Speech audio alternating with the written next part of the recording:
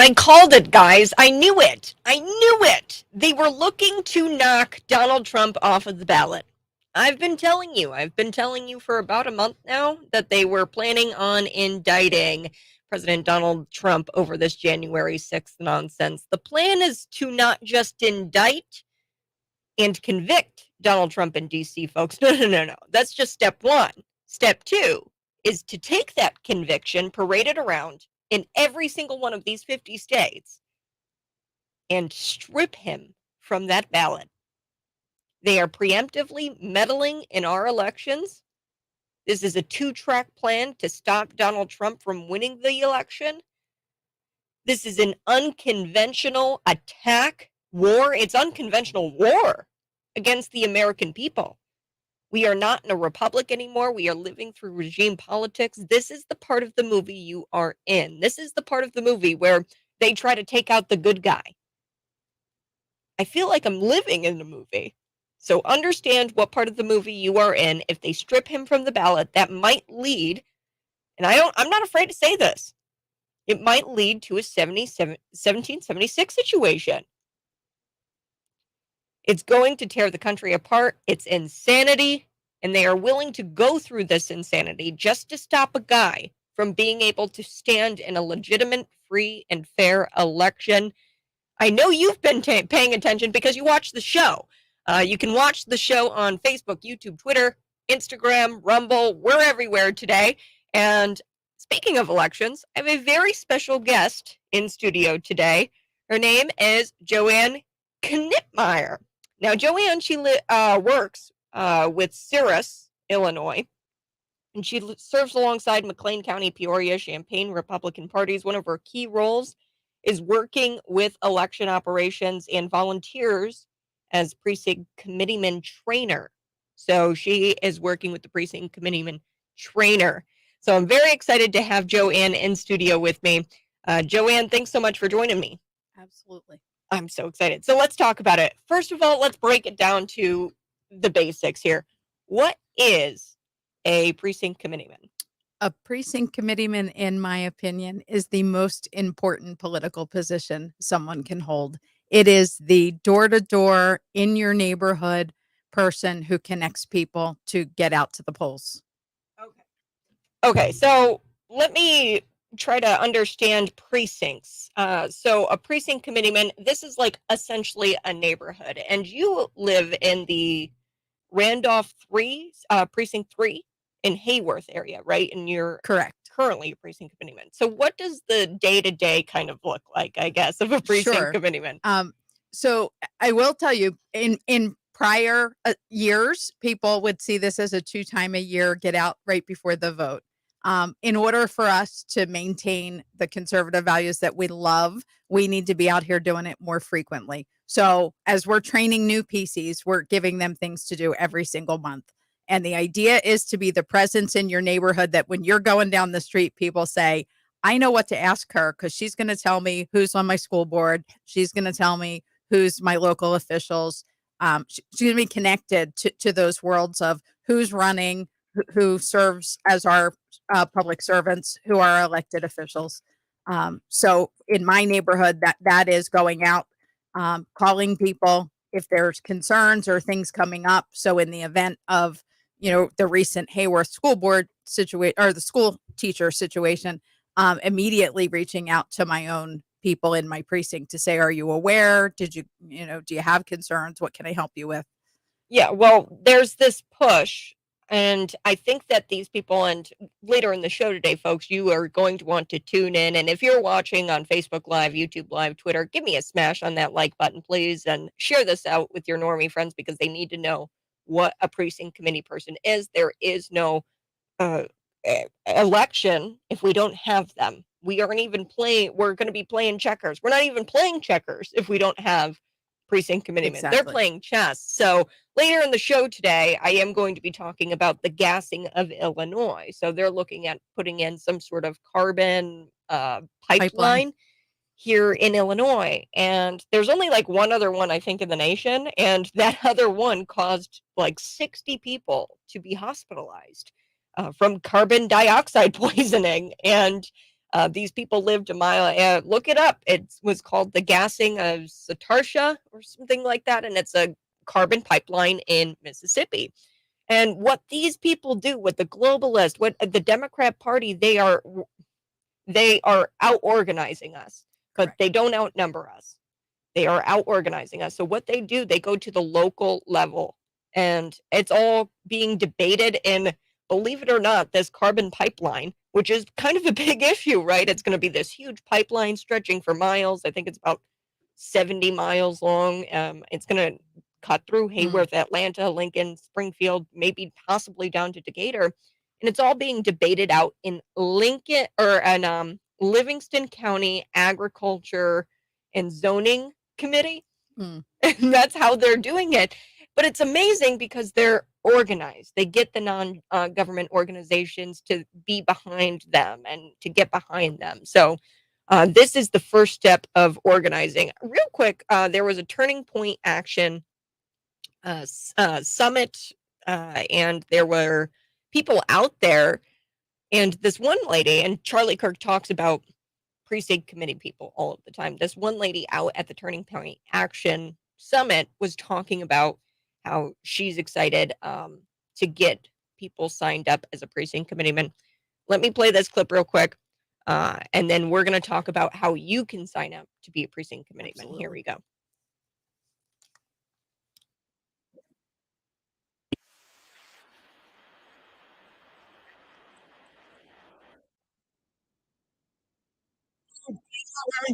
Here, real America's voice, and here. What do you guys think of Charlie Kirk? Charlie! Charlie! Charlie! Charlie! Charlie! Charlie! Charlie! Charlie! And what about Trump? Trump! We want Trump! We want Trump! We want Trump! We want Trump! We want Trump! They're not shy about it, Charlie. They're not shy about it. And actually, I've got a friend of yours out here. I was walking around. I saw these lovely ladies over here, and I looked over, and I was like, wait a second, Turning Point Action in the house. Right. She was actually at that young women's leadership summit. Talk to me about that. So it was a great weekend with a lot of patriotic ladies. Well, I'm back home, and now we're getting to work. We're making sure that people that want to see change actually make it happen by getting involved in your local county GOP. And the way to do that is by becoming a PC or a precinct person. So I've met a lot of people out here today that are frustrated by what's going on in the country, what's going on in the party even, and they are happy to sign up to be a precinct committee person and really make a voice and make a change. To that point, let me go over here.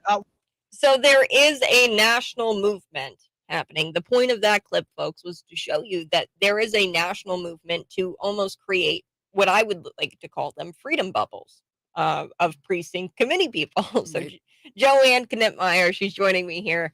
Tell me how we can become precinct committee. Do we have to go through the McLean County GOP first? Correct. Currently, there is a process that you would go through between now and September, because any open precinct spots that we have, we would want to make sure you're within the precinct that you can serve. And then we want to get you up and running so that you are successful, that you are trained. We have some tools and resources that we put into people's hands. So we do ask that you contact the GOP office. And then as we train you, then we get you out into your community. And then this coming March, we will reelect our PCs. What people don't know is that PCs actually have voting power in that they elect the GOP board, they elect the GOP chair, they elect the rest of the board executive positions, so secretary, treasurer, vice chair. And then in addition to that, precinct committeemen also elect their representative to the Illinois State Committee. So our congressional seats 17 and 16 each have a seat at the Illinois GOP table, and the precinct committeemen are the ones who vote that position in.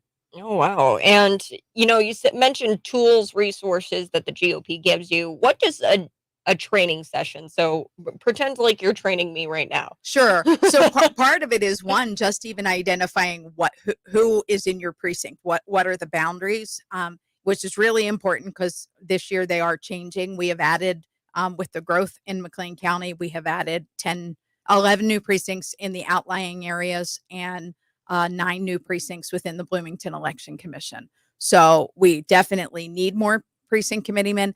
And so a training would look like coming in and just even helping you script what you might be saying. If you're making phone calls, it would help give you the resources for walking as we get closer to campaign season and the materials show up on a door. They're your precinct committeemen. They're coming out, they're knocking on your door, they're giving you information.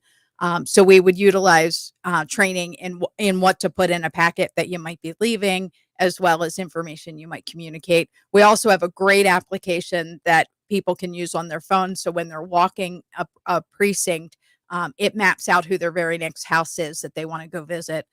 They can also do phone calls right from that application. So the information that we have and the people in their precinct are already available right at their fingertips. So they don't Through an app. Through an app. So they don't have to carry a ton of papers out with them. It's, you don't, the old days of a clipboard and all these papers in a big bag and things like that have been streamlined a lot. And the nice part is then all that information's right there as you leave each household. You don't have to go home and type a whole bunch of things back in.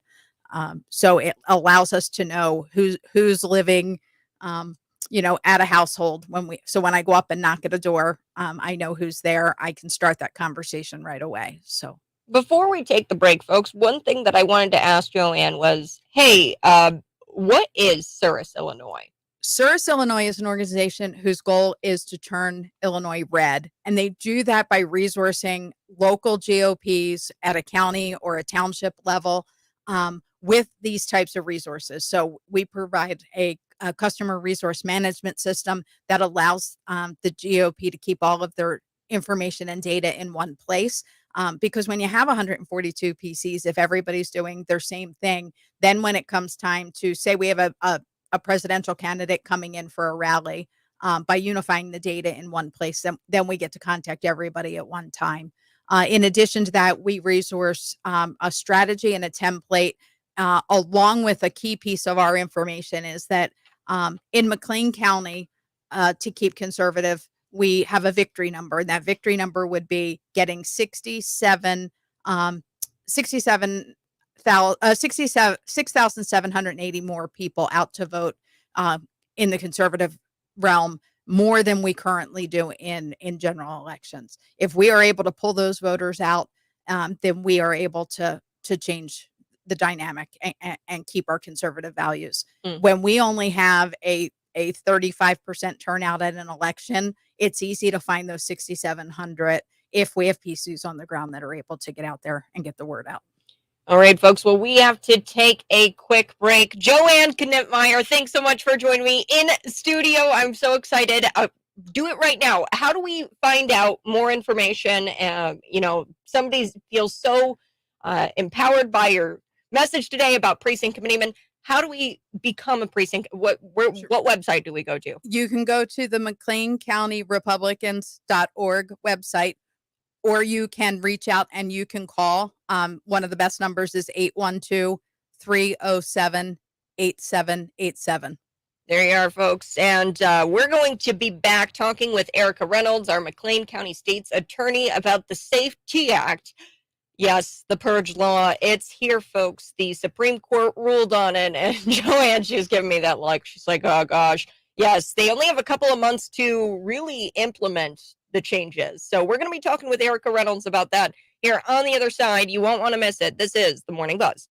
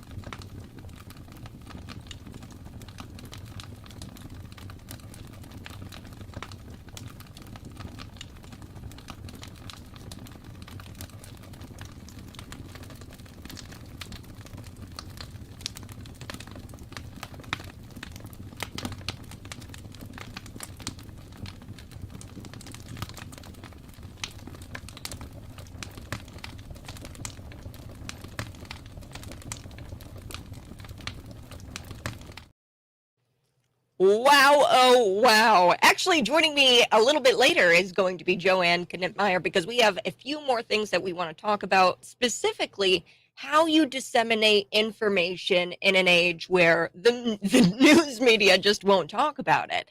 I was researching a little bit about this carbon pipeline.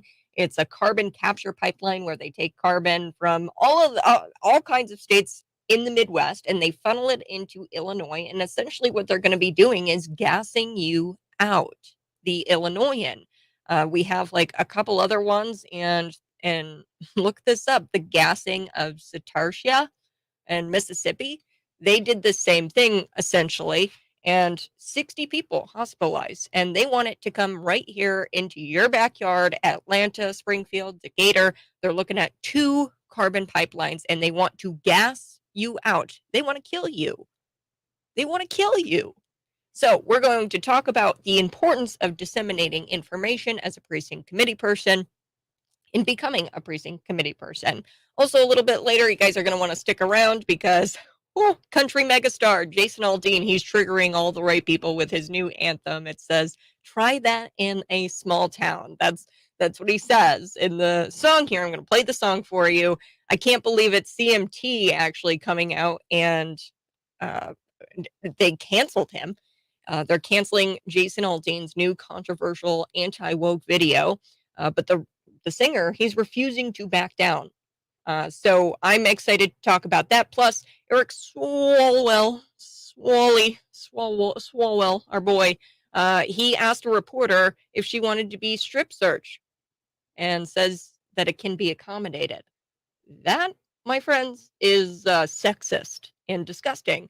But what do you expect from Eric Swalwell? He slept with a Chinese spy, allegedly. So, joining me now, Erica Reynolds. She's our McLean County State's Attorney, one of the youngest, I think, if not the youngest McLean County State's Attorney in McLean County history. Is that correct there, Erica?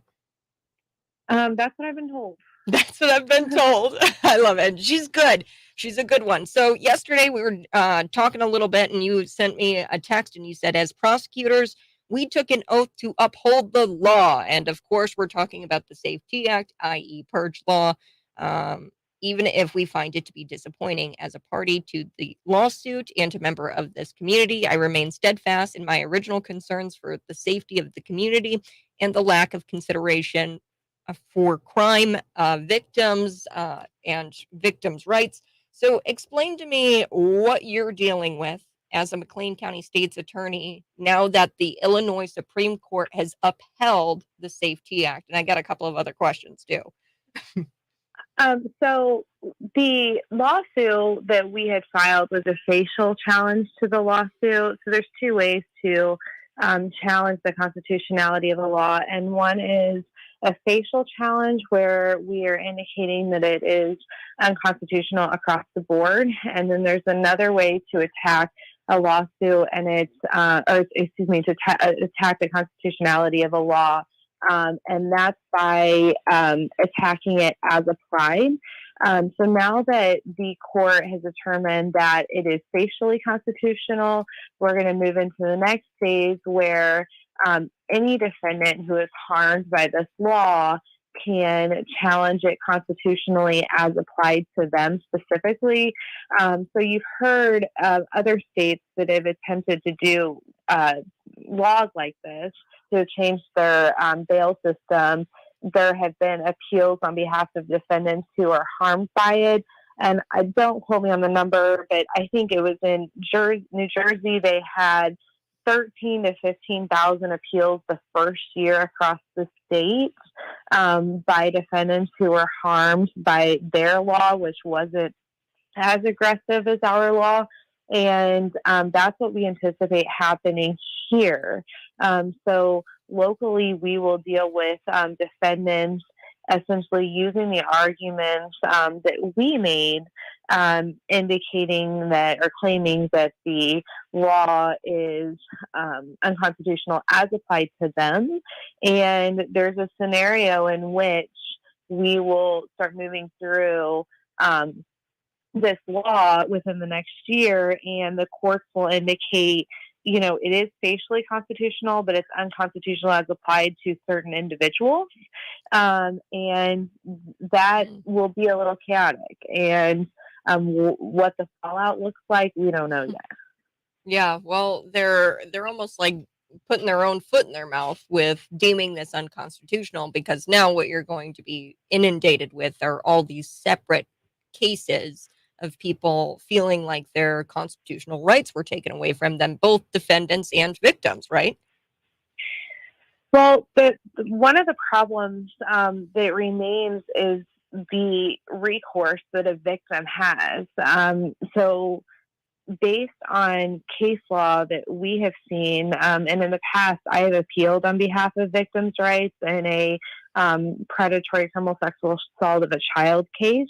And the appellate court indicated that the state did not have the ability to appeal on behalf of a victim rights, because we only have rights to appeal under certain circumstances, and that is not explicitly prescribed under the law.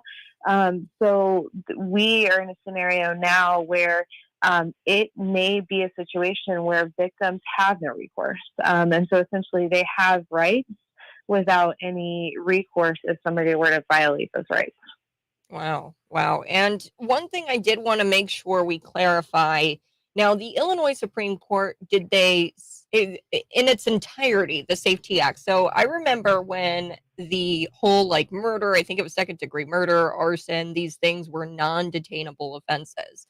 Now that changed, and that wasn't, they amended the Safety Act. So did the Illinois Supreme Court hold the original Safety Act, or was it amended to not include this part where murder is a non-detainable offense?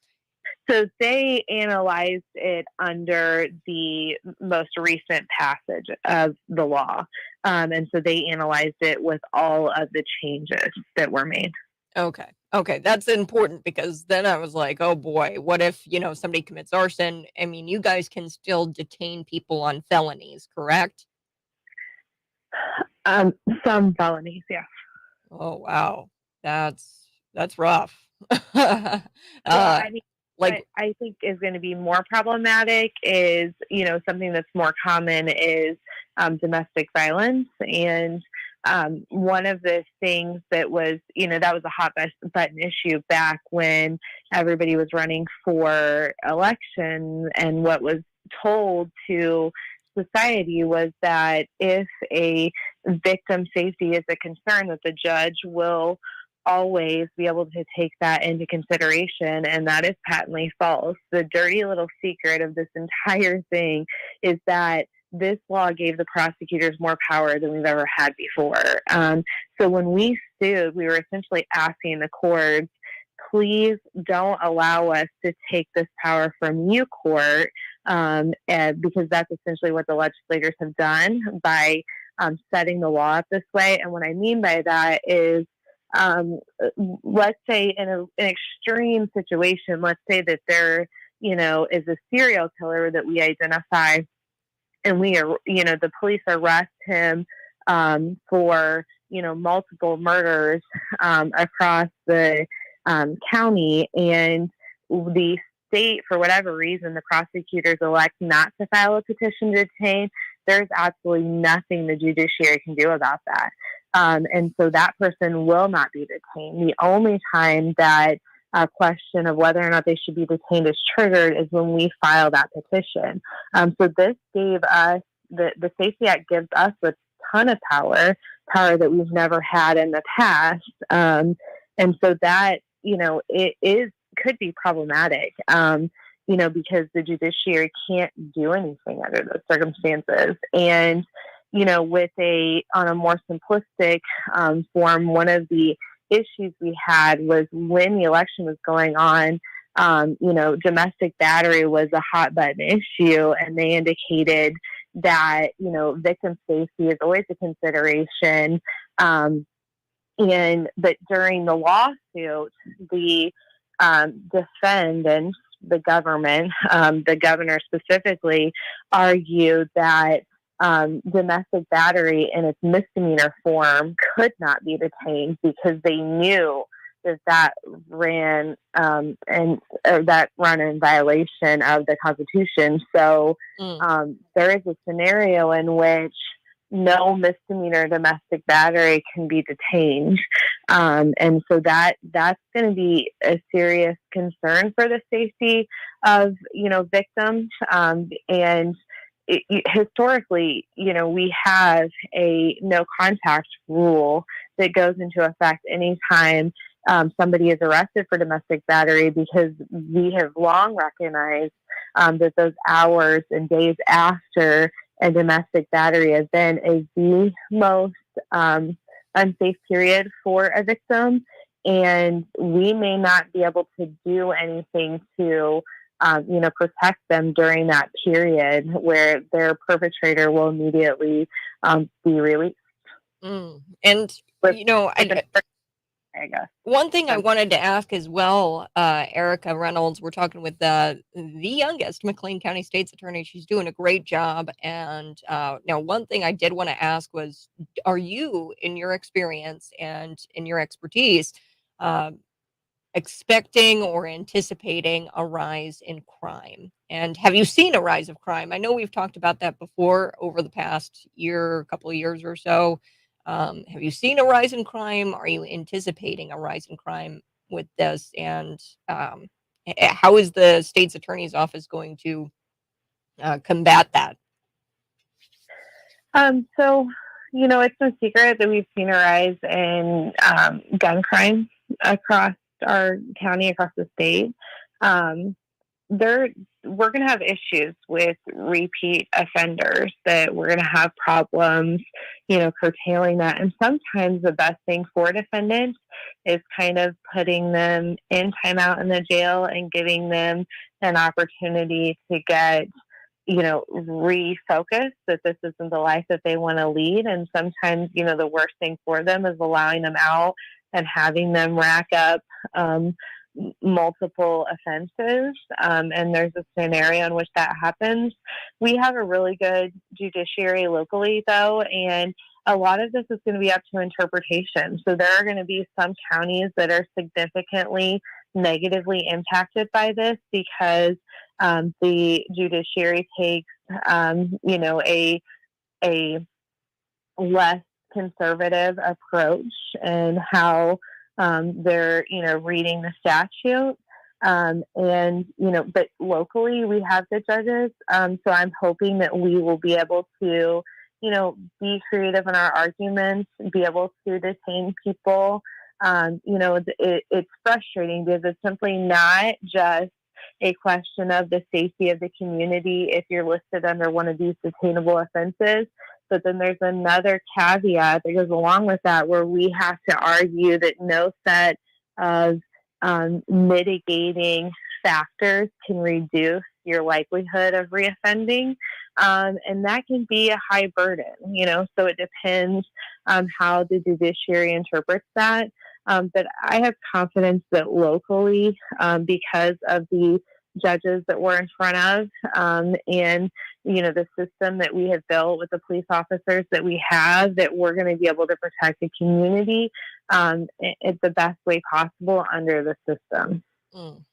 And we are getting close to a break here. Erica Reynolds, McLean County State's Attorney. Now, one more quick question about this new, I forget what it's called. It's almost like a SWAT team that the McLean County Sheriff wants, and he's trying to get the McLean County Board to sign off on this because it deals with intergovernmental relations, because he wants to team up with the Bloomington Police Department, and they want to combine their team to essentially create a SWAT team. Being on the prosecutor type side of this, I would imagine that you would be pro more enforcement, but I don't know what your thoughts are about this. I don't even know the exact name of it. I got to double check that, but it's like a SWAT team combination between McLean County Sheriff's Office and the Bloomington Police Department. Have you heard of this, and your thoughts on it? Yeah, I'm aware. The sheriff and the chief of Bloomington are, the experts in this kind of thing. So whether or not this is necessary, I think it's just about combining resources, is my understanding of it. But I have two sisters that are police officers. So Oh, wow. I very much believe that when we're sending, people into a scenario that is has a significant potential for violence, that we need to send them in with the best resources possible. Because while they get paid to do that, they don't do it with the anticipation that they're not going to go home. And so I think that it's important to give them the resources that are available in order to protect themselves and in turn protect the community. And, the one thing that people don't think about is that a lot of this also lends to protection of the person that they're attempting to take into custody, who may be having a mental health crisis, may be putting other people at risk, and in turn themselves at risk. And so I support them getting the resources that they need in order to adequately do their job. But as far as specifics regarding this, I'm not completely familiar. The sheriff and the chief of police in Bloomington, are the experts in that arena. Yeah. And, I'm sure you heard about the Bloomington SWAT team attempting to serve the search warrant. And I think 3 people were arrested just this past Monday. It was like a methamphetamine type situation, and they were resisting officers. I think Empire got shut down for a couple of hours. Imagine if, right, McLean County were joined up with them. I would imagine something would go much smoother. I mean, it sounds like it went smooth already with the Bloomington SWAT team. I'm not saying that it didn't go smooth, but I mean, the traffic was shut down for a couple of hours. These guys were all resisting officers, and they had the SWAT team deployed out there. If you had extra resources, I don't see where that would be a bad thing, but yeah, I'll have to get with Matt Lane on that. But Erica Reynolds, thanks so much for joining me here on the Morning Buzz and breaking down the Illinois Supreme Court upholding the Purge Law Safety Act. Thank you. I appreciate it. You have a great rest of your day. And folks, we're going to be back. Joanne Knitmeyer is going to be joining me. We're going to talk about how important it is to disseminate information as a precinct committee person. Also, we want to talk about Hayward School District, because that has not gone away, folks. And believe me, if you don't think that this is happening in your community, you have to think again. It doesn't just happen in cities. There are teachers out there actively providing children pornography. And I want to ask Joanne if she's seen the movie Sound of Freedom and what she thinks about pornography, and I mean, essentially pornography being given to students in a public school setting, and how that ties in to the movie Sound of Freedom. I'll be back on the other side. This is the Morning Buzz.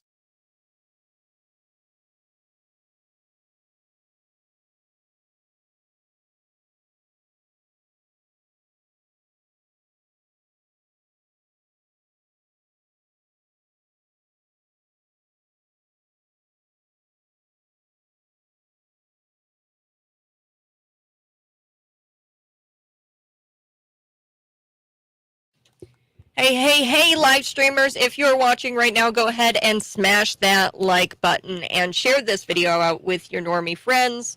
Go Erica. I love it, Karen. She's out there and she's saying, go Erica. If a petition to detain is granted, is there any bond available? Oh, that would have been a great question. I will have to send her a message and ask her that question. And I will try to get that to you, Karen. I didn't ask her that question. I know she had limited time. I don't know how that woman does it, right? She's got children. She's McLean County State's attorney dealing with Illinois law, the Purge law. So before we get into the Sound of Freedom, Hayworth, the school district, the teacher, Sarah Bonner, who was found to have brought pornography, and I'm just going to be as blunt as possible because I'm not going to dance around it, right? It was pornography. This book is gay was the specific book that raised a lot of concerns in the community. She voluntarily or involuntarily resigned, I think. Before we get into all of that, I did want to get your thoughts, just as uh, Joanne Knipmeyer, she's the working alongside the McLean County Republicans, Peoria Champaign Republican Party. She works with Souris, Illinois, and we broke down what Souris is. But one of her key roles is working with election operations and volunteers and training them. Right here in McLean County, she serves as a precinct committeeman in Hayworth. So Randolph Precinct 3. I wanted to ask you about the Safety Act and just what you think as a precinct committeeman, as a Republican, your thoughts about the Erica Reynolds interview.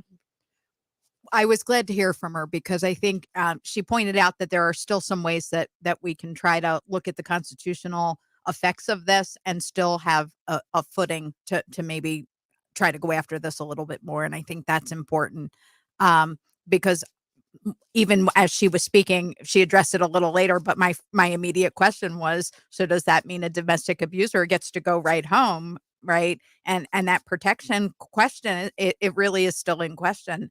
And that's left at the hands of discretion, whereas before it was protected. So things like that become very concerning, even in a small town, because the big issues are in your face when there's gun violence and things like that. But this is one of those that it occurs behind closed doors. It's going to make it harder for victims of domestic abuse maybe to even want to report it if they know the person can come back home.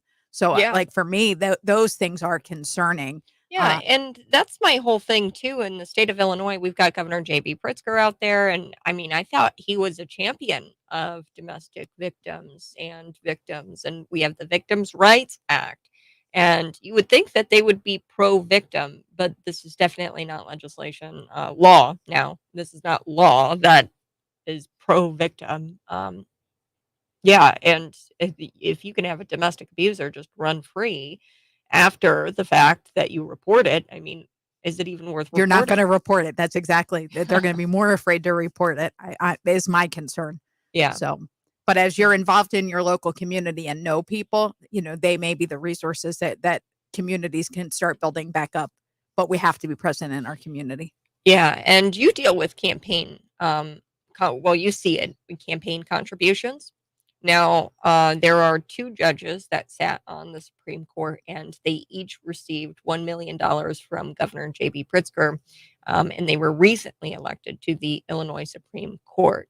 Your thoughts, just being within the Republican Party and seeing campaign contributions and your experience with it, does that sway people later down the road, if you are given some sort of uh, big contribution like $1 million? I think it's hard not to. Personally, from my personal side, that becomes a hard ethical, right? And how can it not? You hope we're putting in people, but we're in a unique situation. We are one of very few states that actually elect their Supreme Court justices. So as a result, a lot of people don't know much about their candidates. And again, we go back to, why is a precinct committeeman person important? How many times have you gone to the polls and you don't know which judge to pick because it's the last thing on the ballot? You kind of go, oh, do we keep them? Do we not? And so people don't necessarily have all that great information. And so again, because we elect them, the general public is putting them in without knowledge of those types of things. Wow. Yeah, and one thing that I saw, so Mary Kay O'Brien was one of those Illinois Supreme Courts and justices that recently got elected, and I know of her. She was in my community, and I grew up with her kids, right? They went to our schools, and she always pitched herself as sort of a moderate Democrat. Taking money from Governor J.B. Pritzker was just kind of and I found out from a precinct committeeman how to use illinoissunshine.org. And you can see, and I learned from a precinct committeeman, and they were given the resources to know what illinoissunshine.org is. We have to come back for our radio friends, but if you're watching right now, go ahead, smash that like button. You're listening to Cities 92.9.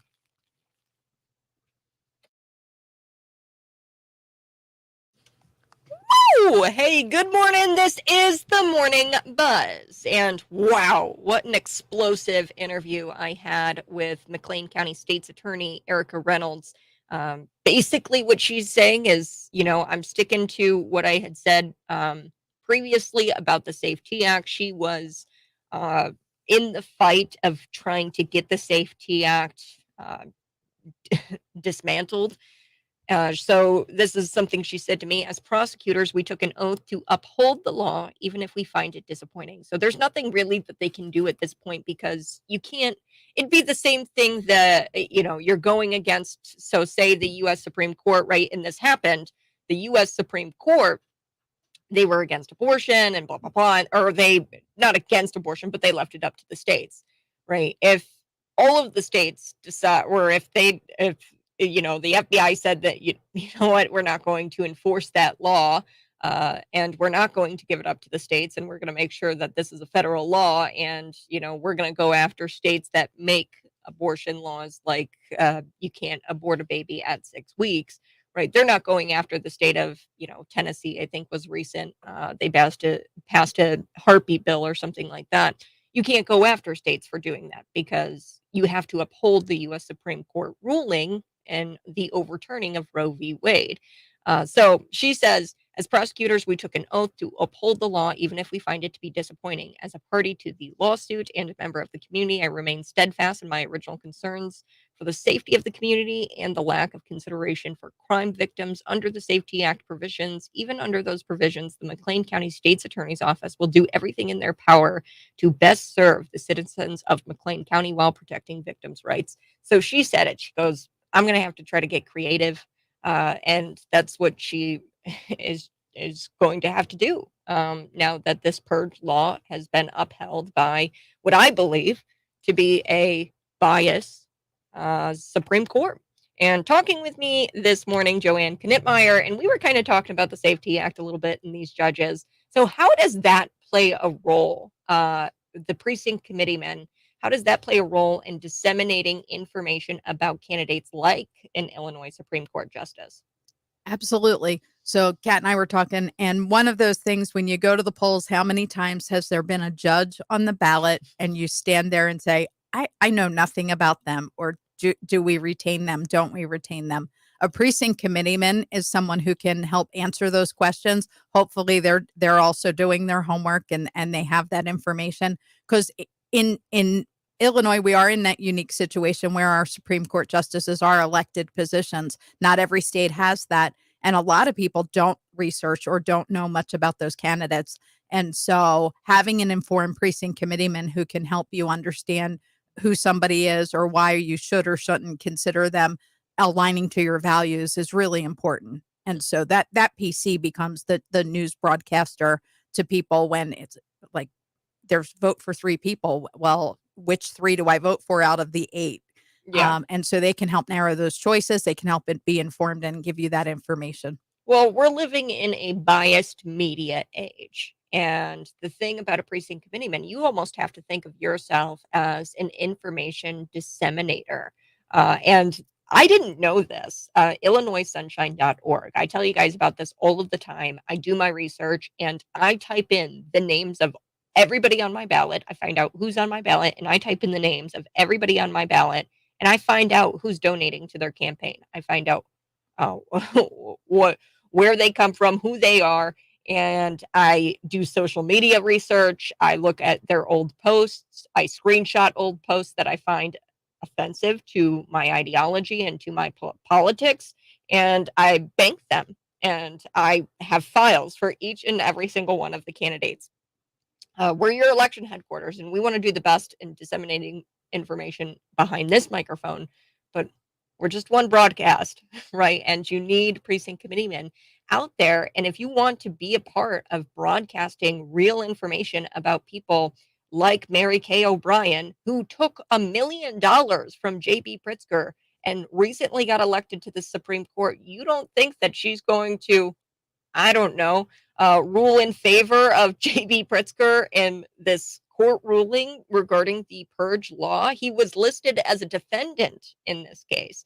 And I mean, those are the things that a precinct committeeman, I forget the precinct committeeman person who told me about IllinoisSunshine.org, but they told me about it, and I was like, wow, this is incredible. A Absolutely. great resource. Right. And the other way too that locally building that network is important. So a really valuable asset a PC can establish, or people that are interested, is establishing a network of people that are going to be out there in the community. So having someone in your precinct, or a collective number of precincts. So in Randolph, Hayworth area, there are 3, and have somebody get a team of 2 or 3 that are willing to go to every town board meeting, have 2 or 3 that are Set a schedule. correct, and share the library board, the parks, every office that we have elected officials, and those meetings are open. We should have people in there knowing what's going on. We have a working group at McLean County GOP, and we have just started on a document to identify every elected official in McLean County, from U.S. seats all the way down to parks and library. And it is astounding. We are up to 615 elected officials in our county. So it's really important. Why is a PC important? Because at a county level, it's hard to know what's going on with 615 positions. Like you said, you're one avenue. But when we can get people in that information network at a local level and build that, then we have more voice and we know what's going on. But it is hard to identify that when there's so many. So the PCs play that community on the ground role, and building teams like that will help. I was teasing it before, folks, but we are going to come back in the 7 o'clock hour, talk about the Hayworth School District, because Joanne Knitmeyer, she is joining me, and she's from the Randolph Precinct 3 area, and she did some research on this Sarah Bonner woman who gave pornography to children. It became a national story. She had to involuntarily resign. I want to check in with her, see what she's hearing in the Hayworth community regarding keeping our teachers from disseminating pornography and Pornhub documentaries and films. So we're going to be right back. You're listening to Cities 92.9. Also, stick around, because we will get to Eric Swalwell. I know you're like, national newscast. I know you guys like national news. I get it. But this is so important. You have to build a freedom bubble, and it has to start locally, because guess who does know that's how the organization is set up. Our founding fathers made it to where local governments have the most control, and they did that for a reason, and the Democrats know the founding fathers set it up like that way, and they are trying to dismantle it. So we're going to be back on the other side. This is the Morning Buzz.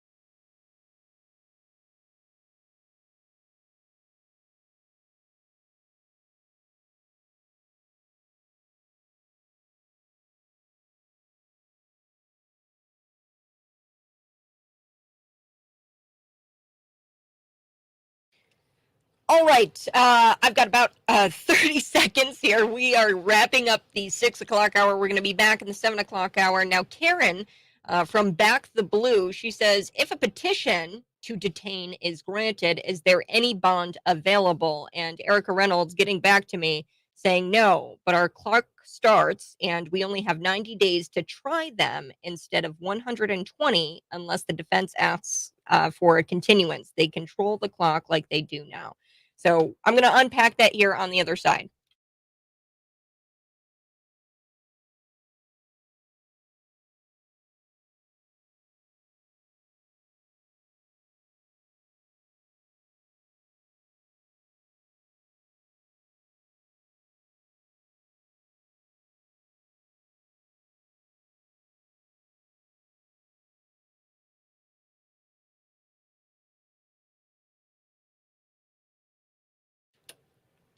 All right, folks, we're opening up our microphones. Joining me in studio, you know her, you love her, Joanne Knipmeyer, and she is just all things Republican Party. She is the woman to talk to if you want to become a precinct committee person. You can go to McLeanCountyRepublicans.org and you can find out how to become a precinct committeeman. Before we get into the Hayworth story, we've been talking about the Safety Act. It's a big hot topic. Yes, purge law. Yes, crime is probably going to go up.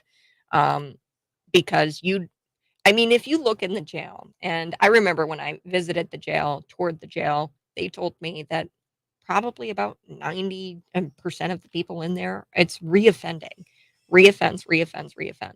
So there was a question in the chat, and Karen asked it. She goes, if a petition to detain is granted, is there any bond available? Which kind of sucks for the defendant because you can't really get out because it sounds like it's like very black and white. So if there's a petition to detain and it is granted, there is no bond available. So you do not get out on bond. Bond does not exist. Cash bail does not exist anymore. And Erica, she explains further. She goes, but our clock starts and we only have 90 days to try them instead of 120. So you have 90 days to get them through the system and to charge them and to get them charged. And then the original days to try them and to get them tried was 120. Unless the defense asks for a continuance. So if the defense asks for a continuance, that 90 days could go longer. They control the clock like they do now. So they being the defense attorneys control the clock. So if they ask for a continuance, then they can ask for those days to build that case for the defendant. But yeah, no bond, no cash. You don't get out. Joining me here, Joanne Knipmeyer, and she's talking about precinct committeemen. We were talking about the Safety Act a little bit and your thoughts on it. Cash bail, no cash bail. Why do you think that's problematic just as a citizen in McLean County? I think it just opens up the idea that if we're not able to detain people in this process, like you said, reoffenders and things like that, it becomes a game for them to just be out there until trial and things like that. And then, I don't know statistically on states that have already moved to this, what the rate of flight is when somebody's back out on the street, and do they come back and show up? Yeah. Because that opens a whole other avenue of possibility. Can of worms, right? If they don't get detained, which is very possible, especially if you commit some sort of misdemeanor, and even some felonies, right, are non-detainable in the state of Illinois, which is just mind-boggling to me. I'm like, what? You commit a felony and you get out right away? Now there's people who argue and they say, well, cash bail, you're entitled to some sort of defense, and cash bail was unconstitutional, blah, blah, blah. And no.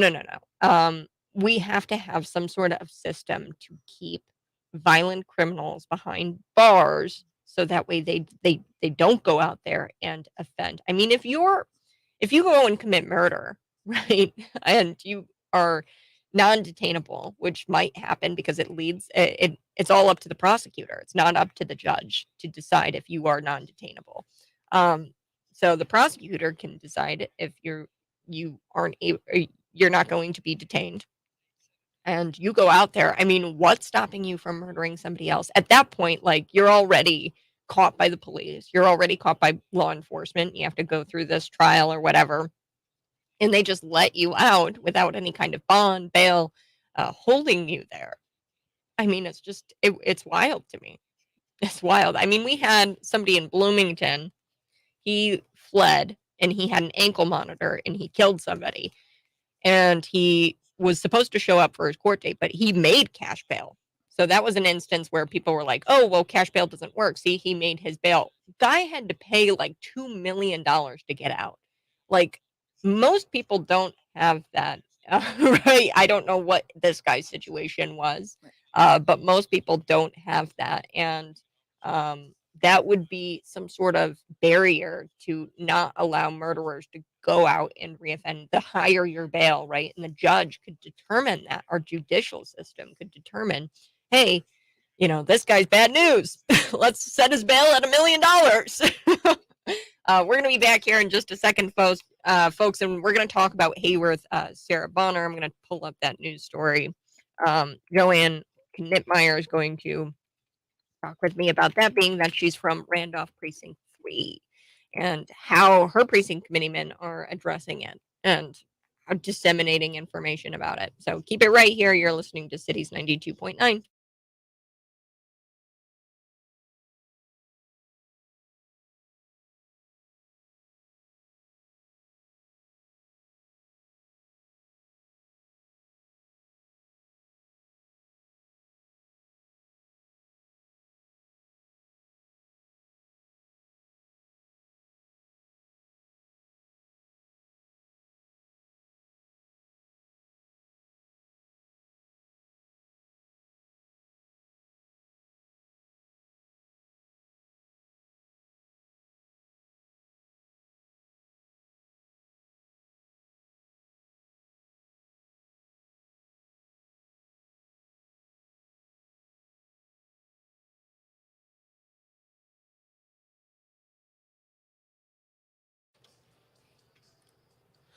Good morning. Hey, thanks so much for tuning in to the live stream, Facebook, YouTube, Twitter. We are everywhere. And look, I know they're going to be knocking Trump off of this ballot. And I have been telling you for a long time that that is what their plan was from the beginning. Okay. They're indicting all kinds of people that were there at January 6th. They're going to indict Trump over January 6th. But the plan is not to just indict and convict Donald Trump in DC. And believe me, folks, these DC juries are not impartial at all. If you are right of Mao, if you are a little bit right of Mao, they are going to convict you. Like, that's what these DC juries are. That's just the reality. That is step one, to indict and convict Donald Trump. Step two is to take that conviction, parade it around in all 50 states, and try to strip his name from the ballot. Joining me this hour is Joanne Knitmeyer. She is all things Republican. She just knows everything, folks. She works for Cirrus, Illinois. She is also working alongside McLean County, Peoria, Champaign Republican Party. Her key roles here are to work in election operations, find volunteers, find precinct committeemen, train those precinct committeemen here in McLean County. In addition, Joanne serves as a precinct committee person in Randolph number 3 in the Hayworth area. Before we get to the Hayworth story that you helped me with and found this website that was on, oh gosh, Sarah Bonner's, or that was on really the Hayworth School District website. She had an open website promoting pornography to her students. Before we get to that, I do want to get your reaction to Donald Trump being indicted. Possibly, I don't think he's been indicted yet, possibly convicted of this January 6th stuff. So your thoughts on Donald Trump? What if he were to be stripped from the ballot? It's going to be an interesting race.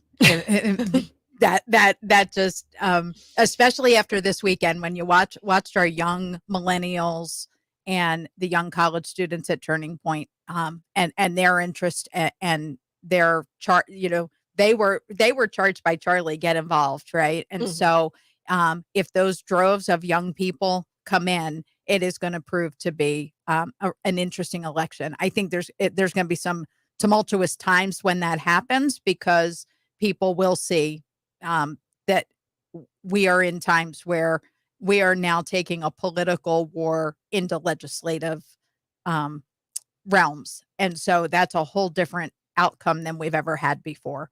And so I think the motive behind a lot of this is certainly the political gain. How long have you been working in politics and working alongside Republican Party? Actually, only a little over a year. A little over a year. I was a 14-year homeschool mom, so I stayed connected. I had a son who did speech and debate heavily. So it was policy and a lot of research into things that were going on. So we always debated a U.S. issue one year, an international issue, and it opens you up to a lot of what's going on in the world. And so as a result of that, I always stayed connected, but with homeschooling didn't have time. And as he neared the end and we knew he was graduating, I stepped right into working alongside McLean, and then that expanded into the other areas. Wow. Wow. Incredible. Well, I know we're all going to be living something that I don't think a lot of people have seen in my lifetime. I haven't seen this in my lifetime, where we have the political persecution and prosecution of a former president. And like you said, that was a beautiful way you put it. It's a political war entering the judicial system, the legislation. I mean, in all of our fabrics of government, we are fighting a political war. And I don't know. It's going to be interesting. Now, let's shift gears. Let's talk about Sarah Bonner. Uh, sorry. Right, it was a reaction. So she's a Hayworth Junior High teacher, and this was a big story that Joanne Knitmeyer helped me with. She was working the ground, and she was the one telling me how many people were showing up to this school board meeting, and she was there in Hayworth with the people who were concerned about this teacher providing a website that ultimately linked to Netflix documentary called Pornhub Money Shot. The Pornhub story. Yeah, and I've explained what a money shot is. I'm going to just do it. Okay, kids, plug your ears if you're listening. So money shot, and if you just look it up on Google. It is the point at which the pornography, the porno that you film, is like the most expensive shot to make, because it's like it's like the peak of sexual activity. Okay, so they call it that in the porn industry. If you want to learn more, just type it into the Google search engine.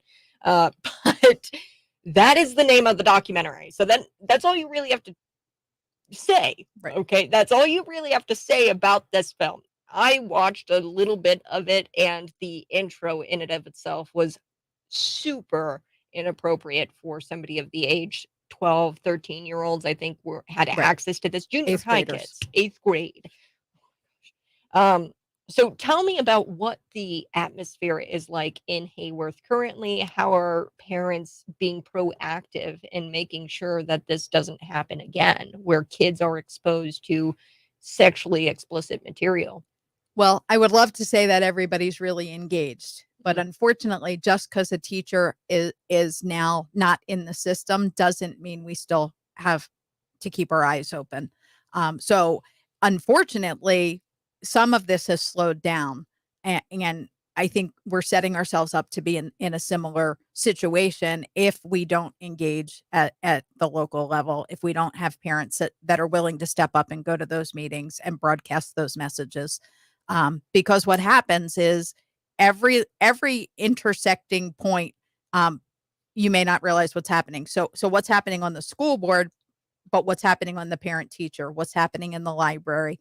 So for me, I mean, it was astounding to me when this broke, and I heard it through your site, and then as a citizen there, it's like I want to know a little bit more. So I was astounded that her website was open. And what I mean by that is a lot of the other teachers, you go in and it's hard. It was hard to see some of their information. Some of them had password protected websites where families log in to get to the teacher's information. And her website was completely open. And even seemed like she had a separate on her own web page where she linked this particular website. So even from her own personal web page, this link was there. So people outside of the network of Hayworth, she does teach at a local college, they could also access this page. And so for me, as I started digging deeper, that became concerning because in that website, there were first and last names of some of the students. There were links to a YouTube channel with videos of the classroom. Oh, wow. So this is she had names of students. I didn't even know that. On that website, she had names of those students available to anybody. Correct. And I did find out that that's permissible, but I want a school board and a school district and a a parent teacher organization that's going to protect those minor children because they are minors. Mhm. And so those types of things are why engaging at a local level becomes so critically important. If we are not paying attention, the rug's going to be pulled out from underneath of us and we're going to wonder how we fell. And one thing that needs to be brought before the school board, and this is how you know the Democrat Party is so organized. We're not outnumbered, folks. We are out organized. Correct. I will continue to say that we are out organized. They have incredible organization skills. So they probably had, I don't know, this is all speculation, but they probably had somebody come in. You would think that a porno would not be able to even be featured on this Hayward School District website. Like the moment you put an open link on this website, the back end should be able to pick that up and take it down. Here, if I were to research things on my own work computer, there will be pop-ups that say, hey, this page is blocked, this page is blocked. Correct. Clearly, they didn't have the right technology in place. Now, I don't know who runs their technology, but I guarantee that the Democrat Party from the top down, right, this is how they operate. They go to our local communities. They probably pitch, hey, here's this company, and they operate the technology, the security on your school website. This is what you pay. Here is the service, and we'll provide you this service. That company probably works hand in hand. They probably hold hands with that Democrat Party to make sure that kids could possibly come across pornography in school on computers. Now, I'm not saying that that's what happened. I wouldn't be shocked if they, there was talk, I forget the name of the company, about how they were upset with the company because the company didn't catch that external link that was placed on their school district website. But I wouldn't doubt that it was an organized attempt, and that company might be at your school, serving your school district, the security, we'll call it so-called security, because obviously it's not good, and providing that service to the school district. And your kids might be able to look up porn on a school computer. Correct. And you can't even do that at work. You can't do that at work. If you're a parent listening, Right. there's no way you're going to be able to do that at work. You can't do it at a public library. So I don't know. I just think it's fascinating that you are working inside of Hayward School District to try to get people to understand that this is a problem and to continue to fight against it. That's the big battle, I think, is to try to motivate people. Correct. And if it's in an English class, right, that was the other concern. That all of this happened within an English class. And so how many parents opted out of sex ed? And some of those materials, I'm sure, are part of the sex ed curriculum. So again, the more aware a parent or involved the community is, the broader the net to help in that protection of our students. And folks, this happened in Hayworth. Imagine what's happening in schools like Bloomington, Normal, these higher populated areas. And like Joanne said, the precinct committeeman, if you become a precinct committeeman, you can work out a schedule with your friends, with your freedom bubble, as I like to call it, right? And work out a schedule to attend school board meetings and to hold people accountable. I think that there's benefit to even just showing up and having your face seen. You don't even have to say anything, do anything. You just need to show up and show your face. And that enough is going to rock their seas a bit, because they're going to be like, oh boy, they're going to see what we're doing here. Right. Real quick before we take the break, Joanne, tell me again about precinct committeemen, why it's important, and where do we go to become a PC? Absolutely. Again, PCs are critical to disseminating information, getting people out to vote in your local area, and making sure that people understand the importance of election cycle to election cycle, because each one has a different value component for us to be able to stay conservative. So what they would want to do is contact the McLean County GOP. They can go to the website. They can call us, and we will connect you. We will look up to see if your precinct is open. And if you are able to serve, even if your precinct already has a precinct committeeman, we also do have block captains where you can serve just if you live in a subdivision. Maybe your PC lives in a different area. And so helping them, being available. as well. So that's another way to get involved.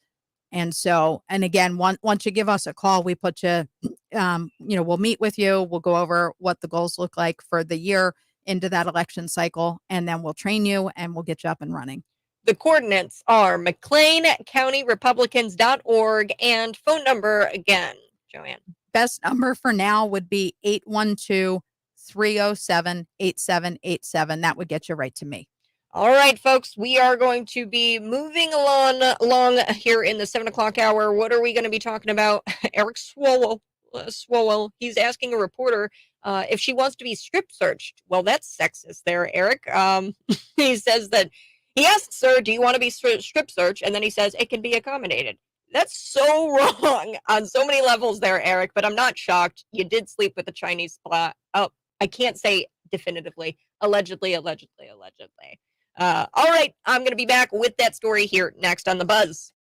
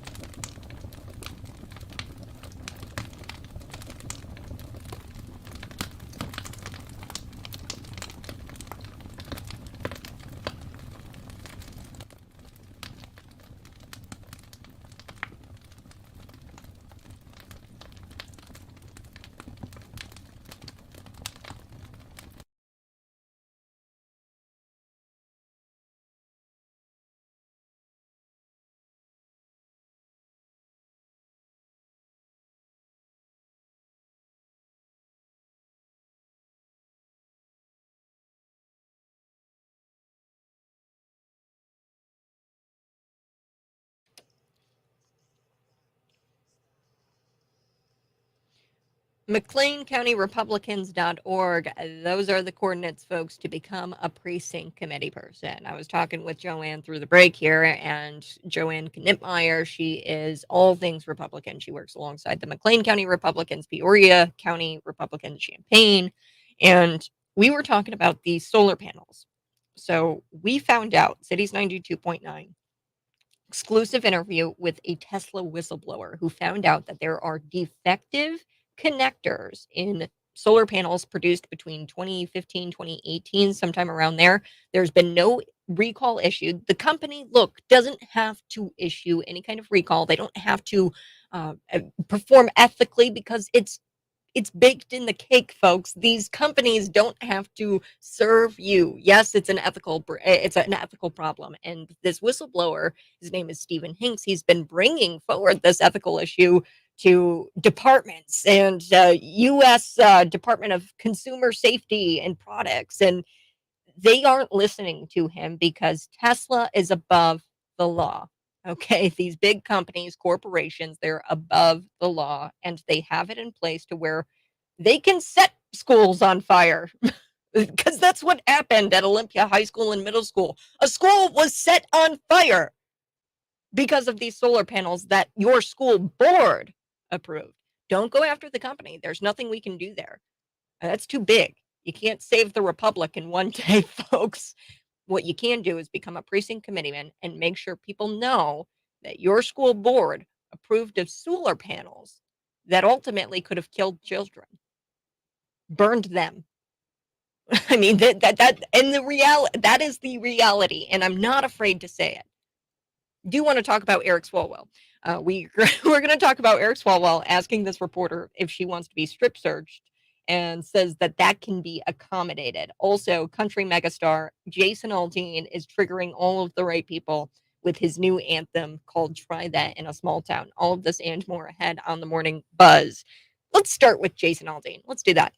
Anti-woke anthem. It's called Try That in a Small Town. Now I've heard of this song. I guess there was a lyrical video that came out about May sometime, but now it's really blowing up because Jason Aldean created a music video. So images to pair along with the song. Now, before we get to the actual song itself, I'm going to play it for you. Before we get to the actual song, I want to set the stage for you. So close your eyes and just imagine the Daily Beast. Their headline today is a modern lynching song. That's what they're calling it. Newsweek, very scary lyrics. NBC, Jason Aldean slammed for allegedly racist lyrics. Men's Health Journal, they've come out and they said the country singer's new small town anthem is being called racist and pro-gun. So let's take a listen to this racist. Now, reminder, this is racist. This is a modern lynching song. Let's take a listen. Here we go.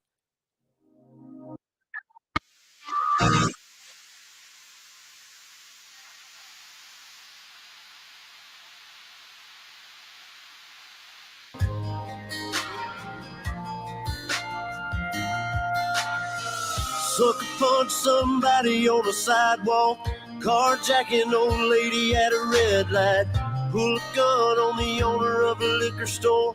You think it's cool, act a fool if you like. Cuss out a cop, spit in his face, stomp on the flag and light it up. Yeah, you think you're tough. Well, try that in a small town. See how far you make it down the road. Around here we take care of our own. You cross that line, it won't take long for you to find out. I recommend you don't. Try that in a small town.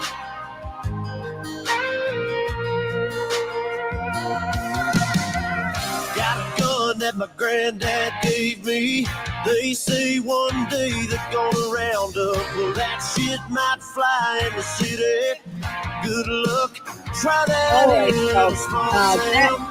The song from Jason Aldean. He just released this absolutely epic music video for the song Try That in a Small Town. It just rips into these left-wing riots, soft on crime governments, cities, gun control, and left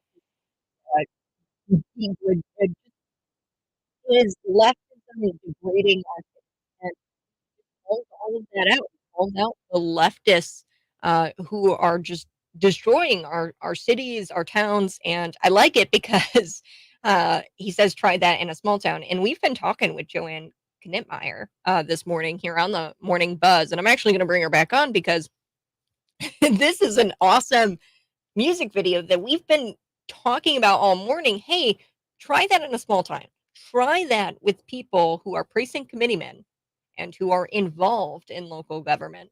Reaction, Joanne Kindenmeyer, to try that in a small town, Jason Aldean. Absolutely, right? The more engaged we are, the more we know what's going on, the more invested we are in our community, we just make a bigger difference. And in small towns where people are closely connected, right? You have neighbors, you tend to know your neighbors, you know what's happening. And so again, that next step is we care for the community, but the way we keep the community is when we vote because we make that biggest difference when we get out to the out each election and vote. And every election, local, national races, everyone counts. And so the PC gets to help with that narrative. And then when you have those trusted elected officials serving you and they're doing that protection, it doesn't happen in a small town. Yeah, none of that happens in a small town if you're actively working as a precinct committeeman and you're disseminating the information. Now, it's not a racist song, obviously, folks. It's not a pro gun song. It's not a scary song. It's a pro wanting safe communities to raise families song. That's what this is. And it's a pro leave our kids alone song. If it's anti anything, it's anti the entire Democrat Party platform song. Democrat progressive policies are what turn America's cities into crime-infested sewers.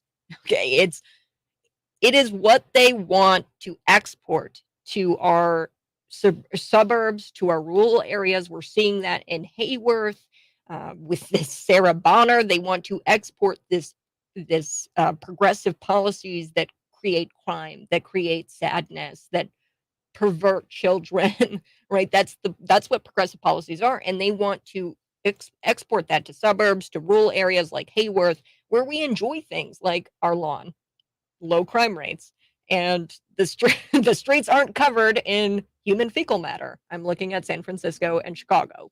Like Absolutely.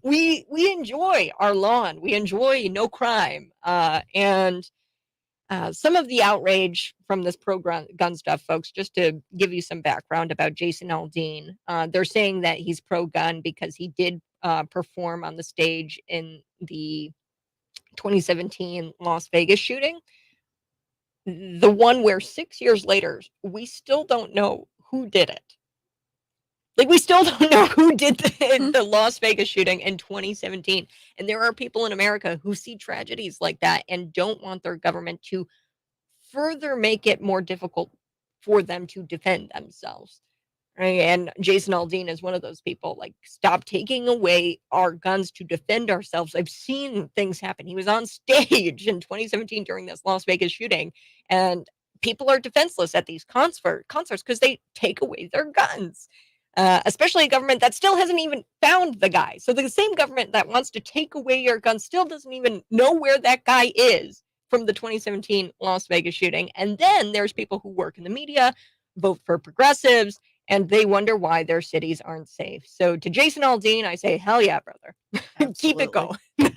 going. Do have to take a break. You're listening to Cities 92.9. Joanne Knitmeyer. She's going to be joining me here on the other side.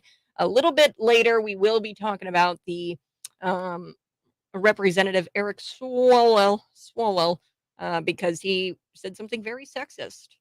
Yikes. That's next here a little bit later on the Buzz.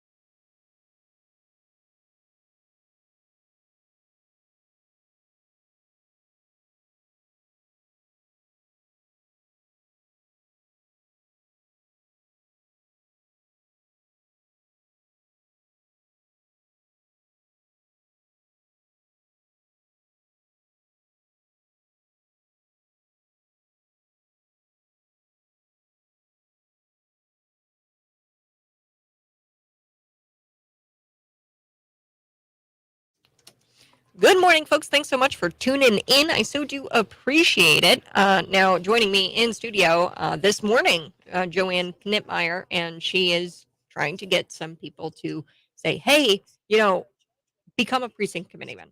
Become a precinct committeeman. It's how you avoid your small town turning into things like San Francisco. And she was telling me a little bit about Pennsylvania and how she's from Philadelphia.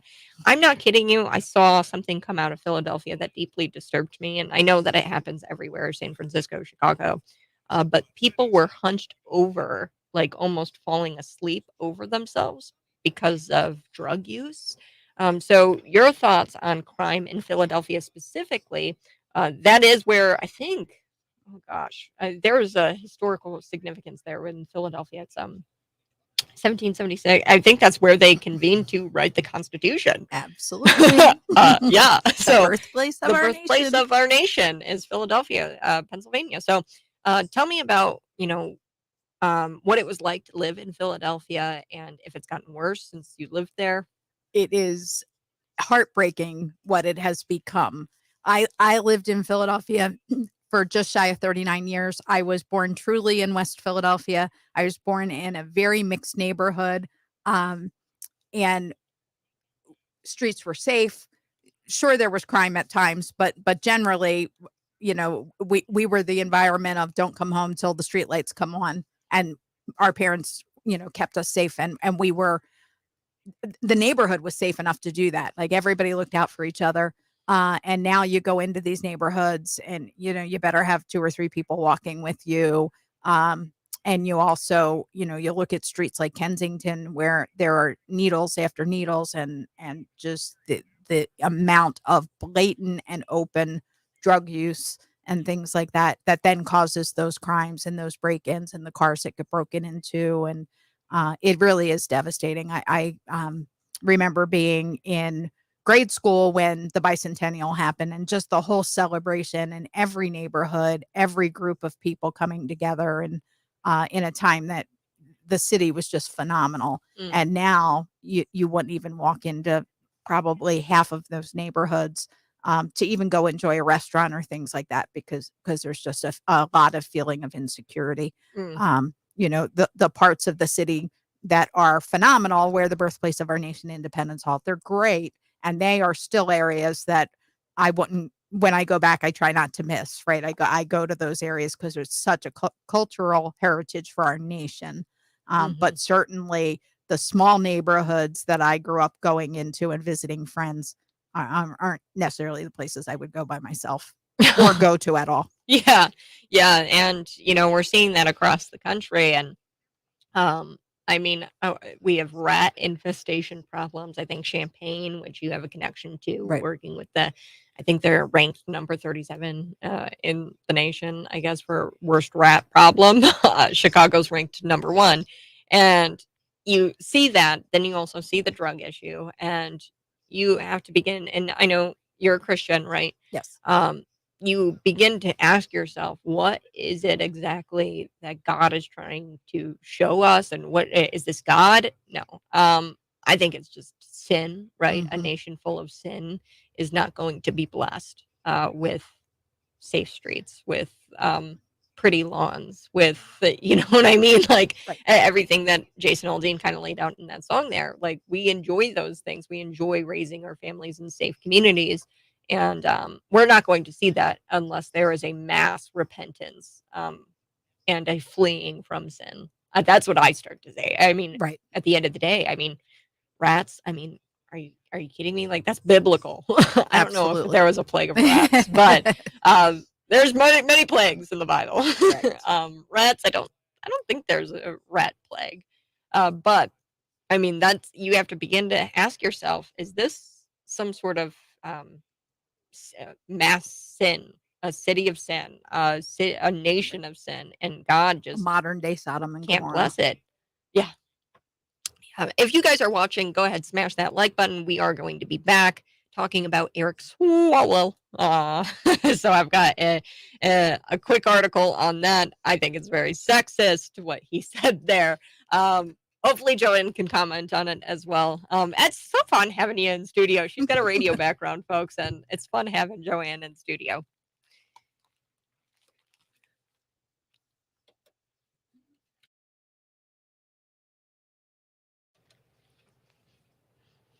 Good morning, folks. This is the Morning Buzz. And coming up in the 8 o'clock hour, we will be visiting with David Quinn from Team Blue Line. I want to talk with him about the Safety Act, what his thoughts are, no cash bail, the Illinois Supreme Court, bias Illinois Supreme Court, in my opinion, right? There's no way that you get $1 million check from somebody and like, wink, wink, nudge, nudge, make sure you vote or make sure you rule this way for me. Will you there, Mary Kay, and will you there, Elizabeth? That's what JB did. He baked it into the cake, folks, to make it possible for him to donate $1 million to a Supreme Court justice. And the role of a precinct committeeman is so that way, before the election happens, you know that goes on. You know that, hey, this Illinois Supreme Court justice, you may not want to vote for this person because they have $1 million.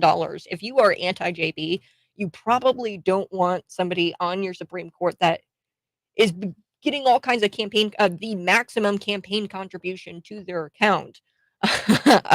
So we are going to be getting to that with David Quinn. First, I do want to talk about Eric Swalwell. So this was grossly inappropriate, but so is banging a Chinese spy, allegedly. Messing around with a Chinese spy. Not cool. Inappropriate there, Eric. But it hasn't stopped Eric Swalwell before, so it shouldn't stop Eric Swalwell from making sexist comments to a reporter. Why sexist? Because that's exactly what the media would be calling it if somebody like Matt Gaetz said the same thing to somebody like a Taylor Lorenz of the Washington Post. She wouldn't calm down about it, okay? Taylor Lorenz would be crying. She'd be like, oh my God, it's so sexist. It's just so sexist what Matt Gaetz said to me. Okay, imagine if Matt Gaetz were to say what Eric Swalwell says to this reporter. Fox News was asking this Democrat congressman about the cocaine found in the White House, the Democrat White House. The same question MSNBC, CNN, WAPO, New York Times, HuffPo would be asking Republicans if the blow was found during the previous administration. Now, if this happened during the Trump administration, you know CNN would have the reporters there asking about it. Okay. Now, Representative Eric Swalwell, he got confronted about the cocaine scandal, and he said something very sexist to one of these Fox News reporters. Let's take a listen. I'm not shocked. You shouldn't be either. Here we go. Why do you think the Secret Service doesn't care that cocaine was found at the Biden White House? Oh, I hope they care. There's thousands of people who go in and out of the White House. If you all want to be strip searched, for substances before you go into the White House, that's something that, you should work with the Secret Service to see if they can accommodate. Whoa, whoa, whoa, whoa. That is sexist, Eric Swalwell, okay? Besides being a jerk type thing to say, I just think it was a very jerk move for him to say that. That's actually fake news. The blow wasn't found where thousands of people are. This was found, the cocaine was found in an Uber exclusive area where only a few dozen people had access. The innerest of Joe Biden's inner circle. That's where this area was. If anyone was going to get strip searched, it would have been people like Kamala Harris, Joe Kirby, Admiral Rachel Levine. It would also require Joe Biden to be interested in learning whose cocaine was found in the West Wing. Americans, y'all are never going to know. And bottom line, we're never going to know whose cocaine it actually was. The Secret Service said that they didn't find DNA, blah, blah, blah, on the baggie, which I find hard to believe. They didn't have cameras, which I find hard to believe. We're not going to know, okay? And this was found in an Uber exclusive area. So he's spewing out fake news right there, folks. He says thousands of people have access. No. This was an exclusive this was an exclusive area, Eric. And you're lying when you say thousands of people had access. Plus, it was a very sexist thing to say, I think. You're listening to The Morning Buzz, and I'm live on social media. You can see me there on Facebook, YouTube, Twitter, Instagram. We're on Rumble. if you guys follow us, we can continue to do great activism. Okay, that's all we ask of you. We're not uh, we're not a government media. We're not state affiliated media. And all we ask of you is to like, follow, share this video out with your normie friends. Before we took the break, we were talking with Joanne Knipmeyer. Now, Knipmeyer, she is all things Republican. She works for Cirrus, Illinois, and she serves alongside McLean County, Peoria, Champaign Republican Party. One of her key roles is working election operations, finding volunteers, and precinct committeemen. Now, one thing that I wanted to ask Joanne about was these solar panels, right? And this is a big issue, and I don't think people understand quite what this means for our community here in central Illinois, specifically because we have a lot of farmland. These solar panels are popping up everywhere. There was a huge fire in Farmington, Illinois. There was a fire on top of the roof of Olympia High School Middle School. There is fires happening across Walmarts who say yes to putting solar panels on top of their rooftops. And most recently, we have Unit 5 saying that they want a solar panel on top of an elementary school.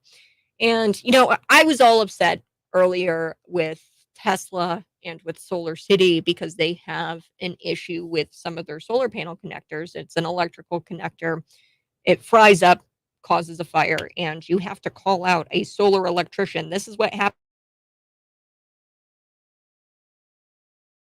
Orange, right? Flames on top of the roof. And they had to get a solar guy to come out and disconnect it and to stop the fire because they had to use chemical extinguishers. It wasn't going out. They had to disconnect the solar panel. They had to get somebody out there to do it. And, at first, I'm all peeved off with the solar companies. I'm like, are you kidding me? How could they do this? How could Tesla, Solar City, how could they not issue a recall? But then I got to thinking, and I was like, wait a second. They have it baked into the cake to where they get away with all this type of stuff. You know who we shouldn't let get away with this? Your neighbors, your school board members, people who need to have this information at their fingertips and vote correctly. So where does a precinct committee person come in when it comes to things like a school board or even, I guess these solar panels are popping up on local grocery stores, libraries. I think there was a Boys and Girls Club that set fire.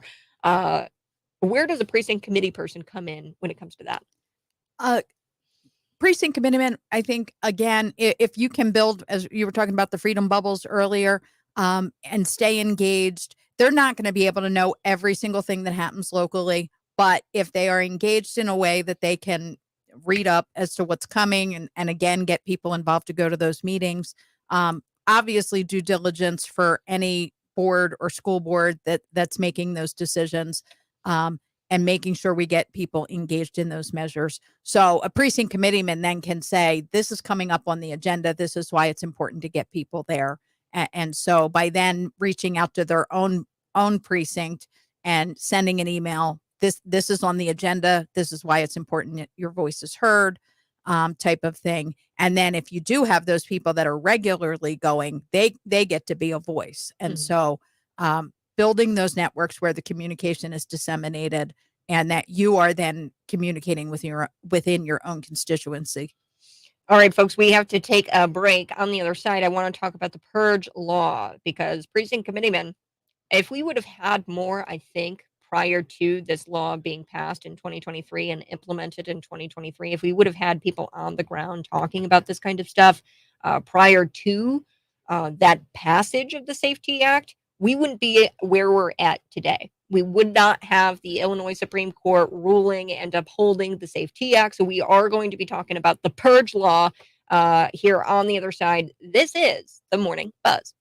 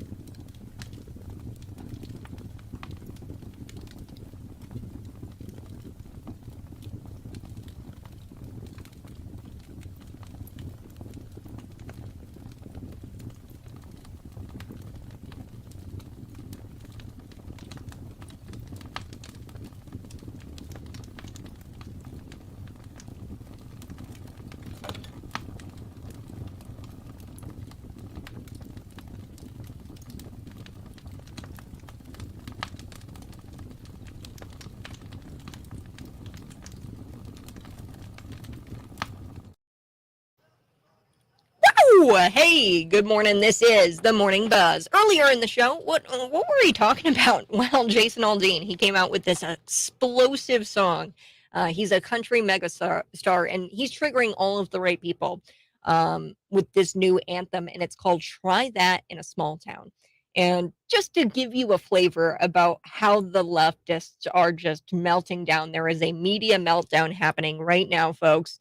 And here are some of the headlines. The Daily Beast, a modern lynching song. Okay. Newsweek, very scary lyrics. All right. NBC, Jason Aldean slammed for allegedly racist lyrics. Men's Health, the country singer's new small town anthem is being called racist and pro-gun. So we're going to get to that song here coming up in just a little while. Plus, David Quinn from Team Blue Line joining me, filling us in on all things Team Blue Line. Team Blue Line is a nonprofit organization helping law enforcement and their families. And we're going to get into more with him about the Safety Act. But first, what I wanted to talk about was Ron DeSantis. He went there, folks. He went there. So Joe Biden refuses to acknowledge his granddaughter's existence. We know that. It's a really sad situation. And we knew it was going to be brought up in the presidential race. I did not know that it was going to be brought up this early. I thought it was going to be in the general. But yesterday in South Carolina, Ron DeSantis went there. And I'm okay with it because screw Joe Biden. Not a big fan of Joe. I'm okay with Ron DeSantis going there because if Joe Biden is going to come after our kids as part of his re-election campaign and try to get your kid on hormone blockers, on puberty blockers, and chop them up, then I'm cool with Ron DeSantis going there. Here's what it sounded like. Let's take a listen, and you can see Ron DeSantis in studio. No, not in studio, but you can see him on the screen here if you tune in via Facebook, Twitter, YouTube, and Rumble. Let's take a listen. We are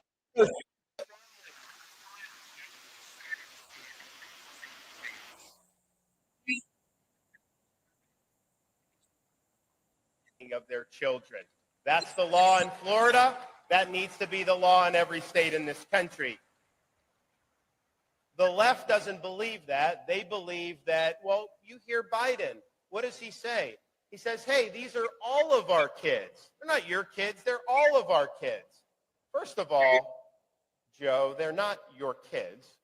Second of all, before you're saying they're all of our kids, why don't you spend some time with your granddaughter in Arkansas, or at least recognize her existence before you start worrying about our kids?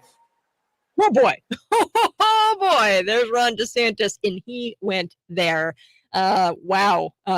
He actually has 7 grandchildren, and the 7th is from his son, Hunter Biden. And yes, that Hunter Biden, who definitely is not a drug addict. He just likes the smell of cocaine. Okay, folks, he's not a drug addict. He just smells it because he likes the smell of it. Okay. But yes, that's Hunter Biden's child, who he had with a stripper, and he refused to pay child support, and he refused to let the daughter have the Biden name. I mean, this is the type of family we're dealing with. Ron DeSantis going there. Sick burn. I'll be back on the other side. This is the Morning Buzz.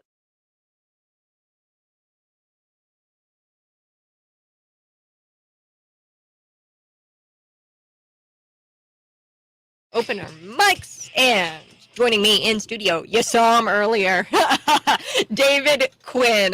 He's joining me in studio this morning to talk a little bit, first reaction to the Safety Act. Now, for those of you who don't know, David Quinn, and I'm going to throw up his name here, and he's 30 years law enforcement. 30-year law enforcement, that's right. Give me some background about you, David Quinn. Oh, geez. Born and raised, Bloomington Normal. Been here all my life. Started in 1990 with the McLean County Sheriff's Department. And then 2001, I switched over to Bloomington, where I spent the next 19 years on patrol. After I retired, well, prior to retirement, I jumped into the nonprofit organization called Team Blue Line. I've been with them since 2017. And we raise money for families of fallen officers and injured officers throughout the United States. And we've been helping many, many families for the last several years. Mm. And you go on all of these runs to raise money, Yes, we're marathons. not just a nonprofit. We're also a race team. So we do races. I've got one coming up this weekend, Saturday, over in northern Indiana. Okay. So it's a shorter race, but I'm still raising money. So if you want to go to the city's 1909 website, hit that scroll down button for Team Blue Line and donate. My link is on there to donate. Team Blue Line helping fallen officers and injured officers. Now, I have to ask, are the Team Blue Line Tuesday runs back at Tipton Park? They have not this year been back. Again, life has gotten away a little bit, but we're going to bring them back. We'll bring them back, and we might switch back to Wednesdays again because I usually post Wednesday mornings about the fallen officers from the following week that we can honor them on Wednesday evenings. So, Couple of things that I want to talk about with you today. Peacekeepers. Have you heard about this? In Chicago, specifically, they're working on getting people these safety vests, and it's a statewide program where you pay these people, I think it's like a stipend of $200 a day to go out there and try to calm crime in Chicago. I don't think that these people have weapons. I've yet to heard of that. Okay. But good luck. The city of Chicago is a war zone right now. I've been talking to a few people just on the side. I got some sources out there, and the police officers are up there. Their hands are tied, and they're so busy. And I'm sure. I don't know why the police officer's still there. I would be moving my family out of the city of Chicago, just because it is a war zone up there. So as far as the peacekeepers go, I mean, it's a good concept. Is it going to work? Probably not. Yeah, especially and I mean, I'm just getting this from CWB. Folks, if you aren't using them as a resource for Chicago news, if you're interested in that type of thing, I think that people should keep up with things in Chicago at least a little bit. I know It that does dwindle down here a little bit. We do have some people that come down here to Bloomington Normal to hide out. So there's a lot of people have family still up in the city. So it does come down here to Bloomington Normal. So you just got to be aware of that. and state legislation is drafted for Chicago a lot of the time, like this program, right? This is state funds. So this is taxpayer money being funneled in to keep these peacekeepers going. So they get paid the $200 stipend to go out and essentially play guidance counselor with some of these hardened criminals. But what you might not know, since you hadn't heard about this so much, that these peacekeepers, a lot of the time, they are ex-cons. So recently we had a peacekeeper who got shot in the leg, and he was wearing an electronic monitoring device because he had a pending felony gun charge. Huh. So, yeah. And then there was Okay. another peacekeeper who was found in that same area that the peacekeeper who had the electronic monitoring device, that same area, he had a vest on, and they think that he was a peacekeeper. He was getting paid. So he is a peacekeeper, right?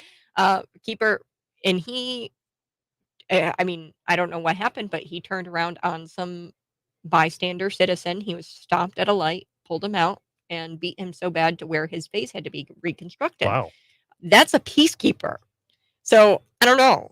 So our taxpayer money is going toward to pay these people to commit crimes. Yes, and I think that they're pulling from in order to create peacekeepers they're pulling from a pool of ex-convicts who might have insight into what these criminals are going through.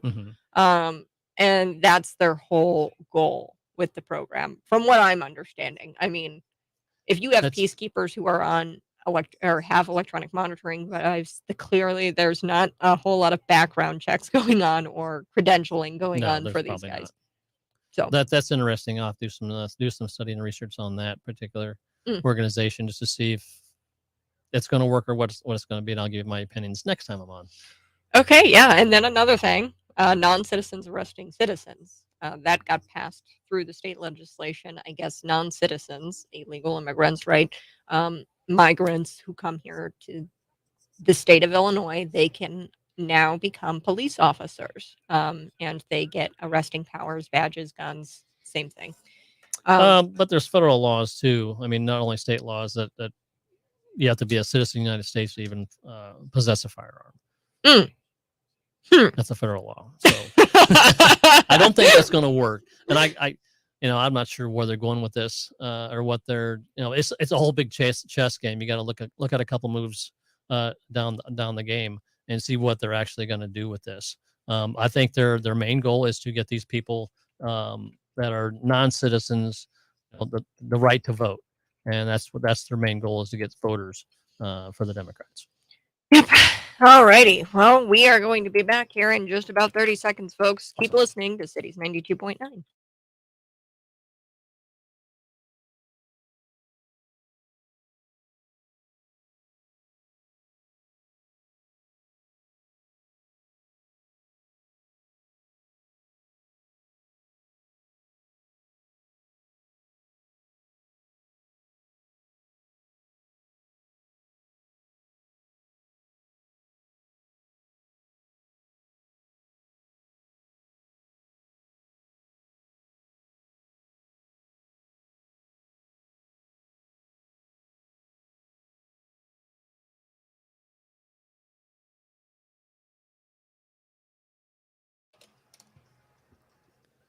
Welcome back. This is the Morning Buzz. You're listening to Cities 92.9. Coming up a little bit later, Trump off the ballot? Yes, I am predicting that. I already told you, and I've been telling you for over a month, that Donald Trump was going to be indicted over January 6th. And that's happening, folks. And believe me, their plan is not to just indict and to convict Donald Trump in D.C. That's just step one. Step two is going to be parading that conviction around on all of the news media, parading that around in all 50 states to get him booted off that ballot. They are preemptively meddling in our elections. This is a two-track plan to stop Donald Trump from winning the election. This is an unconventional war against the American people. It's no longer a republic. We are in regime politics. This is the part where they take out the good guy. Know what part of the movie you are in. Good morning. Okay, so I know you're paying attention because you listen to programs like this, The Morning Buzz, and paying attention to the crime that is going on. David Quinn, he has 30 plus years in law enforcement. He was a Bloomington police officer, worked in the McLean County Sheriff's Office. He also is the chapter head here for the Team Blue Line nonprofit organization. Tell me about Team Blue Line. That's correct, Kat. Thanks again for having me. Got my coffee. I'm ready to rock and roll on today. So, can you tell that I'm buzzed up? I'm ready to go. You are shaking over there. Yeah, Team Blue Line is a nonprofit organization. We've been raising money for families of fallen officers and injured officers throughout the United States for several years now. And I am the chapter head here in the Central Time Zone, basically. So north to south Central Time Zone. I've got many officers and family members that actually, are under me raising money for these folks. So you help out fallen officers and injured officers and family members. Family members, true. Yeah. We just recently donated a dog, a service dog. We got into donating the service dogs to the officers that are in need, or family members are in need, for an officer's wife. The officer shot and killed in the line of duty, and his wife was having some difficulties dealing with the loss. So we provided her a service dog for her stabilization. So are you helping Bloomington Normal, McLean County officers? Well, I hope I never have to. If I do have to bring money into this particular area, that means we've had a tragedy. And as far as peer support, we've got some great peer support groups here that work with our officers that are involved in high crime incidents and stuff like that. So we do have some great people that are working with our officers that in need for help.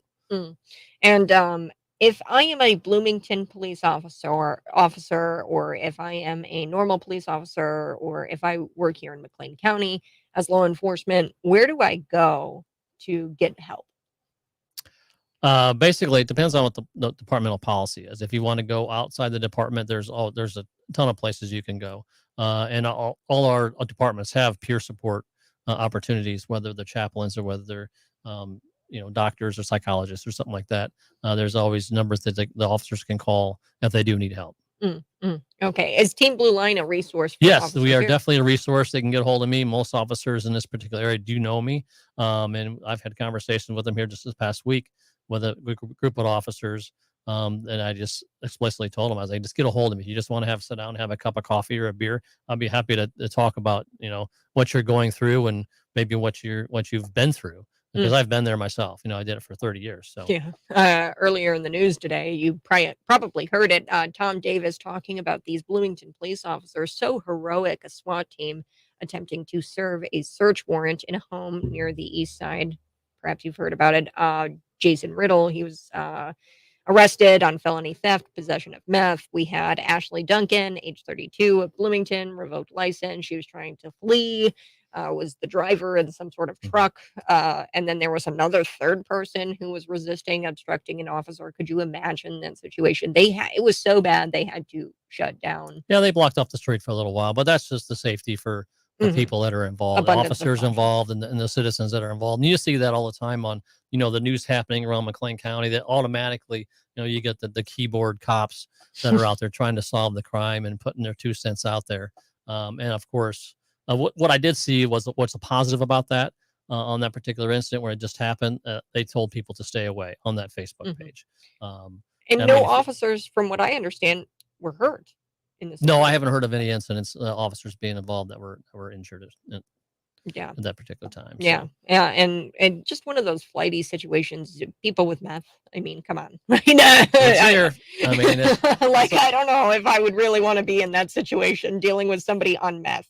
Like, I used to be a server, right? And I had to deal with drunk people, cut them off, stuff like that.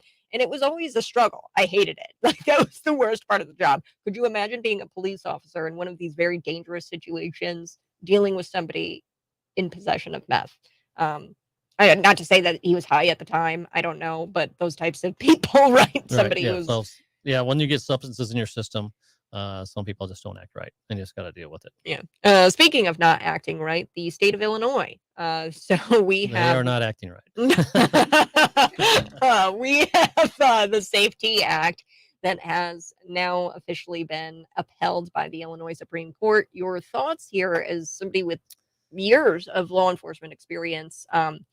I have a specific question for you, but I just want to get your overall thoughts about the Safety Act first. I think everybody's seen the statute that they've put out there for no bond, and it's unfortunate because you second degree murder, arson, and a bunch of other ones that are out there. You don't have to post a bond now. I mean, that's just a little bit ridiculous. You may get arrested, you may get fingerprinted, you may get interviewed and all that kind of stuff, but then you get taken to jail and you get released back on the street to further your crimes or whatever it is. But I don't know. I think the pendulum's going to swing eventually back our way.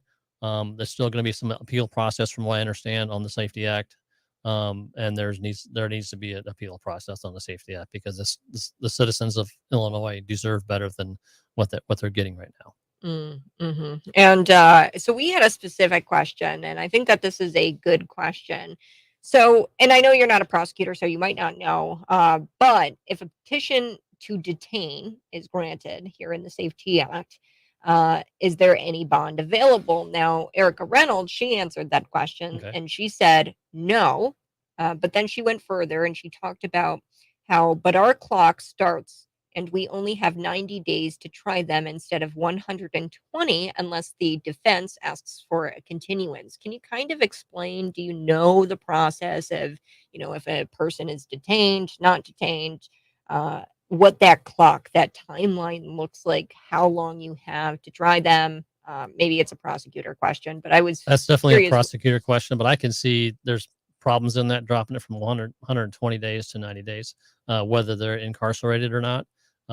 Again, people have to be found, especially somebody's out on a charge. They have to be found and they have to be served when their next court date is going to be. And I talked to a gentleman the other day that they're going to be hard to find. If somebody's waiting for that subpoena or whatever it is, when they're going to go to the judge, go to trial, it's just they're going to be hard to find. And what they're going to do is they're going to have to issue a warrant for that person's arrest, and then people are going to have to make that arrest wherever they're at and bring them back to this area to go in front of the judge. Speaking of arrest, another thing that I wanted to pick your brain on, non-citizens arresting citizens. So recently the Illinois state government, the goons down there in Springfield, they passed something to make it legal, where Illinois illegal immigrants, people are illegal here in the United States, don't have citizenship, they can become police officers with badges, guns, and arresting powers. Thoughts on that? I got many thoughts on that, but I don't think I can say it on the radio. I got many thoughts on that. Yeah. I love how you just said, you know what? No, there's federal law. You can't Yeah, do there's that. federal So, law. You can't do that. I'm not sure.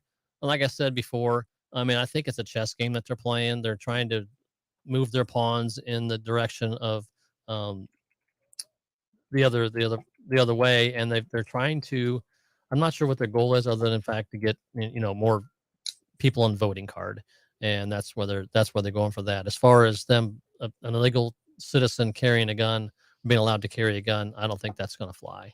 now, I don't want to stir up trouble, but that's just what I do here on the Morning Mhm. Buzz because it's fun. And I loved causing chaos, right? But Dennis Tipsword, Jr., who worked in the Woodford Sheriff's Office, I think, for some time, has Okay. some law enforcement background. He is a freshman lawmaker, and he co-sponsored that legislation. So he went further than just voting for that legislation that makes non-citizens police officers, essentially. He went further and he um, co-sponsored this legislation, which is stronger than voting for Mhm. it, right? He proposed it.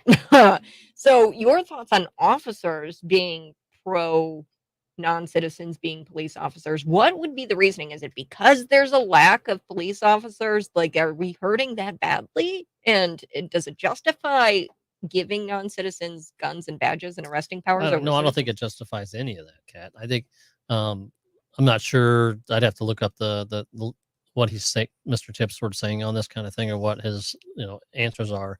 But I don't think it's going to work because there's the police departments that have policies and their own personal policies, police policies on hiring and firing and that sort of thing.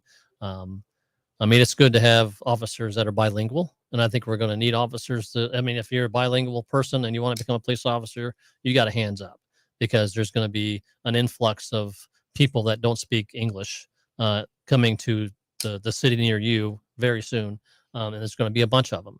And a lot of times, those particular people they police themselves basically. But if you got the police involvement in a situation, it's good to be bilingual. Mm, mm.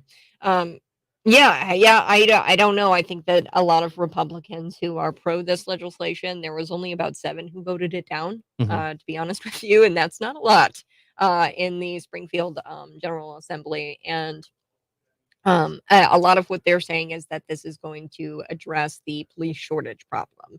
Now I'd have to pull up Dennis's whole All right, statement yeah. on it and stuff, but another thing I wanted to bring up was this peacekeeper situation happening in Chicago. And you're like, Kat, why are you bringing up Chicago?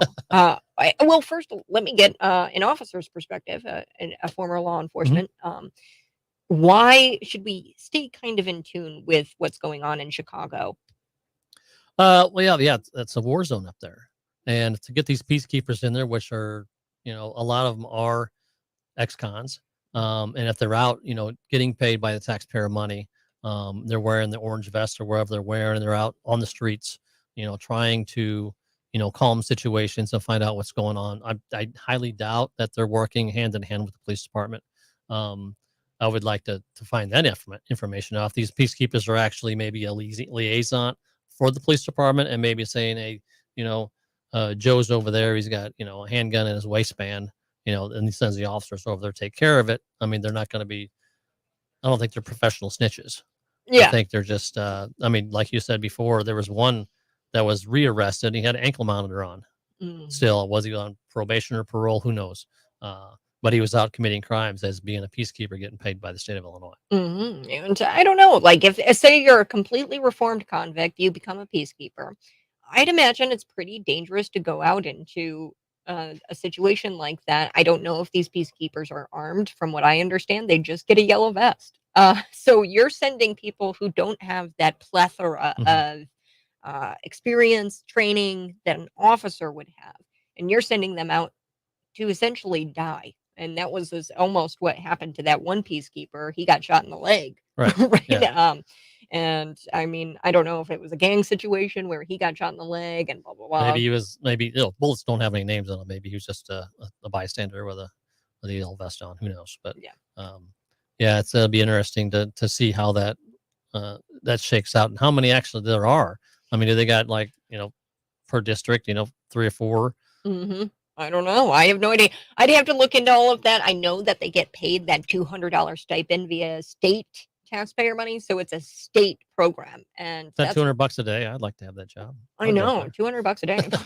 Ooh, I think it's like $200 a day, something like that. But they get paid a pretty hefty stipend to go out there and to try to keep the peace amidst all of the crime that's Did they happening say in how long Chicago. this has been going on? Has it been working, or what's the stats on that? I don't know. I honestly don't know too much other than that this is a program that we're paying for. Just because I don't live in Chicago I don't live there, and I would never go up there, right? But I need to believe me, know. if people have been reformed, they're coming out of the jail system and they've been reformed, they're getting jobs. That's a good thing. That's a positive for society. But if they resort back to their old ways, then that's a negative. Yeah, well, we have one guy. His name was Oscar. I forget his last name, but he had been wearing the peacekeeper vest, getting paid, right? And he goes out there and he drags an innocent citizen who was stopped at a light, drags him out of the car, robs him, beats him so bad to where his face has to be reconstructed. This is what Chicago police said about this individual, and it's like, whew, just one instance in itself tells me that it's not working. Just that sole instance. Like if that is a possibility, and this guy had served 10 years for a felony conviction. I think it was murder, some sort of gang related murder. And I mean, the fact that he was even considered to be one of these peacekeepers, that tells me that there's no checks, no background. Oh, I highly doubt there's any background checks. Yeah. I mean, as long as you can get out there and be seen, I mean, that's what they're getting. I don't know. I'll have to do some checking on that. Brandon Johnson, JB, what? They're like cooking things up in their laboratory. I call it their legislation laboratory, and they're like, all right, and just a dash of criminal activity. Let's just try this a little bit. I poured the whole bottle in. What's next? All right. We are going to be back with David Quinn. I want to hear about the race that's happening this weekend. Yes, this weekend. All right. We're going to be back. I have to take a break. You're listening to The Morning Buzz.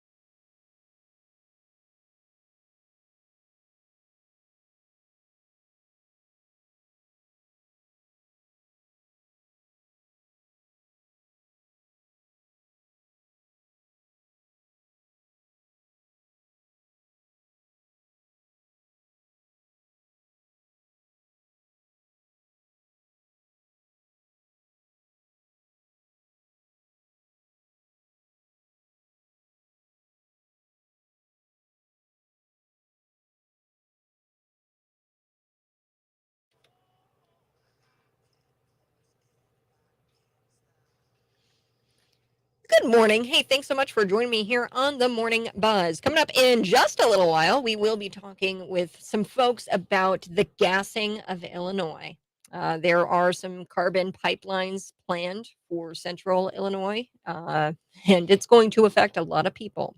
And I'm very concerned as a citizen. I'm concerned having family in this area. Um, that this is going to cause people to be hospitalized like they were in Mississippi when one of these carbon capture pipelines were put into the ground, and it caused a lot of people to have COPD, asthma, and right now the state of Illinois is considering one of these, actually not one, but two of these carbon capture pipelines, and we are going to be talking with some ladies who are fighting against this. I don't even understand the whole point of these carbon capture pipelines because CO2 is not an emission. It's something that's necessary. Our plants need it. Okay, at the end of the day, right? It is an emission, but we still need it. Okay, I'm not a climate activist or climate change expert, but I'm telling you right now, we still need carbon dioxide for our plants. That's how they survive. And we've got people like Bill Gates trying to block out the sun. Yeah. So we're going to be talking about that here on the Morning Buzz next. But we have David Quinn in studio. And before we took break, we were talking about a race you've got coming up. Tell our listeners how to donate to Team Blue Line and about this race coming up. Yeah, you can hit me up on Facebook. I usually put probably about half an hour from now, I'll put a link up on my Facebook page, David Quinn. Or you can go to Cities 92.9 website there and hit the drop downs for Team Blue Line, and my donation page is up on there as well. So yeah, I got a race this weekend. It makes a shorter race. I went move from on-road triathlon to off-road triathlon, so I still swim, bike, and run, but it's now swim in a lake, bike on a mountain bike on the trails, and then run the trails instead of on the street. So it's a shorter race. We're going to go over and do some camping and put some flags up and Team Blue Line kind of stuff, and we'll race for the fallen. Racing for the fallen. This is so important because it raises awareness. When you go out, do these races, you fundraise for it. It raises awareness. And I know a lot of people probably don't know this, but in the past week, we've had 3 officers shot and killed in line of duty. Several other ones injured, and 7 other officers have been shot, but they're still alive. These are national statistics. These are national statistics. Yeah. I mean, one kid I want to talk about, 23 years old, Fargo, North Dakota. They were investigating an accident scene, and somebody that was involved in the accident opened fire on police officers, killing Officer Willen, who was 23 years old, still on FTO training. He had just graduated the academy in April, and his FTO returned fire and killed the suspect. But there was 2 other officers that were shot. They were in critical condition, but they upgraded those guys, and there was also a bystander shot in that return fire. But he was 23 years old. I mean, three months on the job. And it's just, that's what we do with Team Blue Line. I mean, a lot of people don't know, all the officers that are injured in line of duty, or officers that are shot in line of duty every single year, because that doesn't make national news. Yeah. It doesn't make the news at all. Although this particular incident did make the news, but it was like a little blurb. It isn't, they're not sending out TV cameras or anything like that, just doing one little story, and that's about all they do for us. Yeah. You want to fix the crime problem? Let's stop demonizing our police officers, and let's put the bad guys in jail. Yes, I think and keep them in jail. And keep them in jail. Yeah, keep them in jail. Yeah. This whole no cash bail thing is going to be very problematic. I'd imagine. Oh, it will. And people that like I said, crime's coming to a neighborhood near you. So just be prepared. Be prepared to and like Dan Bongino says, you got to be prepared. Have your water storage, your food storage, and your ammo. But all. Yeah. Well, and I'm getting better and better out at the range. Good. So, yeah, I'm getting better and better. I am. I'm getting better and better. We go like every day, every other week. Yeah. I mean, we go every other week now. That's awesome. So it's a lot of fun, and we're preparing, and I'm getting closer and closer to that X.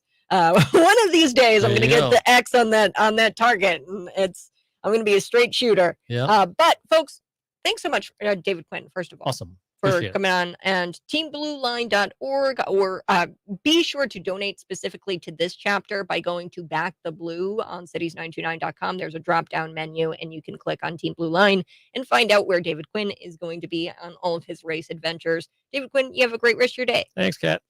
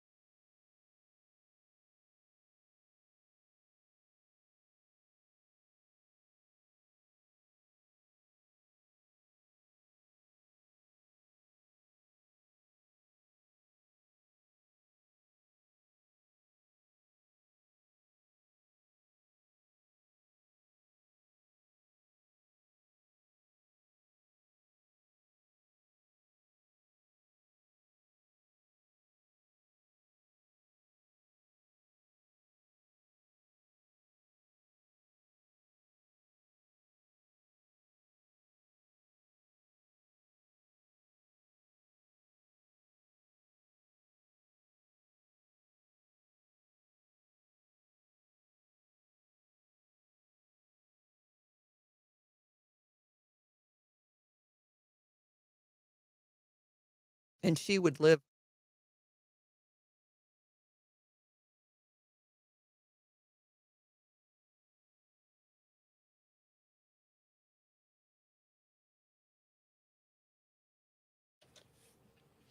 Good morning, folks. This is the most explosive story of the year. I'm not kidding you. I didn't realize how much of a problem this was until I got to talking with Julie Fosdick, and I'm talking with Susan Adams here in studio this morning. You guys can see us live on Facebook, YouTube, Twitter, Instagram. We're there, Rumble, and we have got to dig into what's going on. They're landowners who live along the Wolf Pipeline that is going to be coming to the state of central Illinois, essentially. So we're going to break this down as simply as possible for you folks. The CO2 capture pipelines.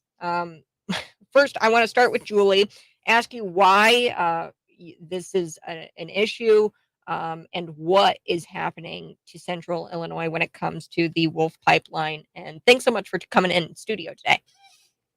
CO2 transported in a pipeline would be transported at an extremely high pressure, 2100 psi, and CO2 is an odorless and a colorless gas. If this pipeline would rupture, it is heavier than air, so it doesn't dissipate very rapidly at all, and it would be pretty much immediately fatal to anybody that's in that plume cloud. So, and it's really hard to predict how that plume cloud would drift away from the rupture site. And so do you live along where this pipeline is going to be put in? I do not. Okay. I'm on that site. I'm an absentee landowner. To that, I live 60 miles away, but I would not do that to my neighbors. And Susan Adams, Yes. you are also a landowner, but you live along this pipeline, I will correct? be living probably within 400 or 500 feet of this pipeline if it goes in. So, and they're all we're very much concerned about that situation. So, Julie, you had passed me on over to this HuffPost article, and I got to reading about it, and it was in Satarsha, Mississippi. Now, they had it there for a kind of a different reason. They wanted to squeeze more out of a natural gas pipeline. This is a pipeline that they are going to try to take from different Midwest states, and they're going to be funneling people's carbon into the state of Illinois through this pipeline, and they're going to be storing it because CO2, I guess, is this evil admission, and they don't want it in the air at all. So in Satarsha, Mississippi, there were people hospitalized, right? Yes, yes. How many? Do you know? 45 or 46, something like that, people. But that town of Satarsha was a mile away from the pipe. It was at least a mile away from the pipeline that ruptured. And the population of the whole town was only 40. So that included people who lived between there and people who were passing through on the road, and, maybe some first responders. But essentially, the entire town was overcome. And people had COPD, they were coughing. There was a lot of health issues that came from this CO2 pipeline. It's essentially the same thing where it captures CO2. And what they were doing, they were trying to use that pressurized CO2 to push out more natural gas from a pipeline that was already in Mississippi. But this pipeline is just simply for storage. Yes. Well, there's two pipelines. So break it down for me. What are they trying to do and what are they advocating for here? The what's happening is when you have a pipeline, they're wanting to store the CO2 underground, and they're going to pump it down about, in our area, 6,000 or 7,000 feet. So the pipeline is to take CO2 that's been collected at other locations, send it through the pipeline, and then inject it down into the ground for permanent storage. And there will be injection wells drilled, and some of those We already know where some of the sequestration sites are going to be, and some of the drilling will go down through some of the aquifers we have, and one of them being the Muhammad Aquifer. And I certainly have concerns about leakage of CO2 back into an aquifer, but that's what they're wanting, what these CO2 companies are wanting to do with storing of CO2 and why the pipeline's needed. Now, the pipeline, how far are we from seeing ground broke on this? Wow. Well, they Navigator Heartland Greenways came in to Illinois and filed a plan to build and operate a CO2 pipeline in February of this year. So that with the ICC, and the ICC has 11 months to rule. Wolf came in and filed in their application in, I think, was it the 1st of June? July. Maybe It the was in 1st of July. So it's only been a few weeks since they did theirs. And again, 11 months before the ICC has to rule on that. So technically after that, if they start to get then some of their other permits filled, then they could go ahead. In a year, about. I don't know how long the process is for getting some of the other applications necessary. And the state of Illinois really doesn't have any regulations yet on any of this.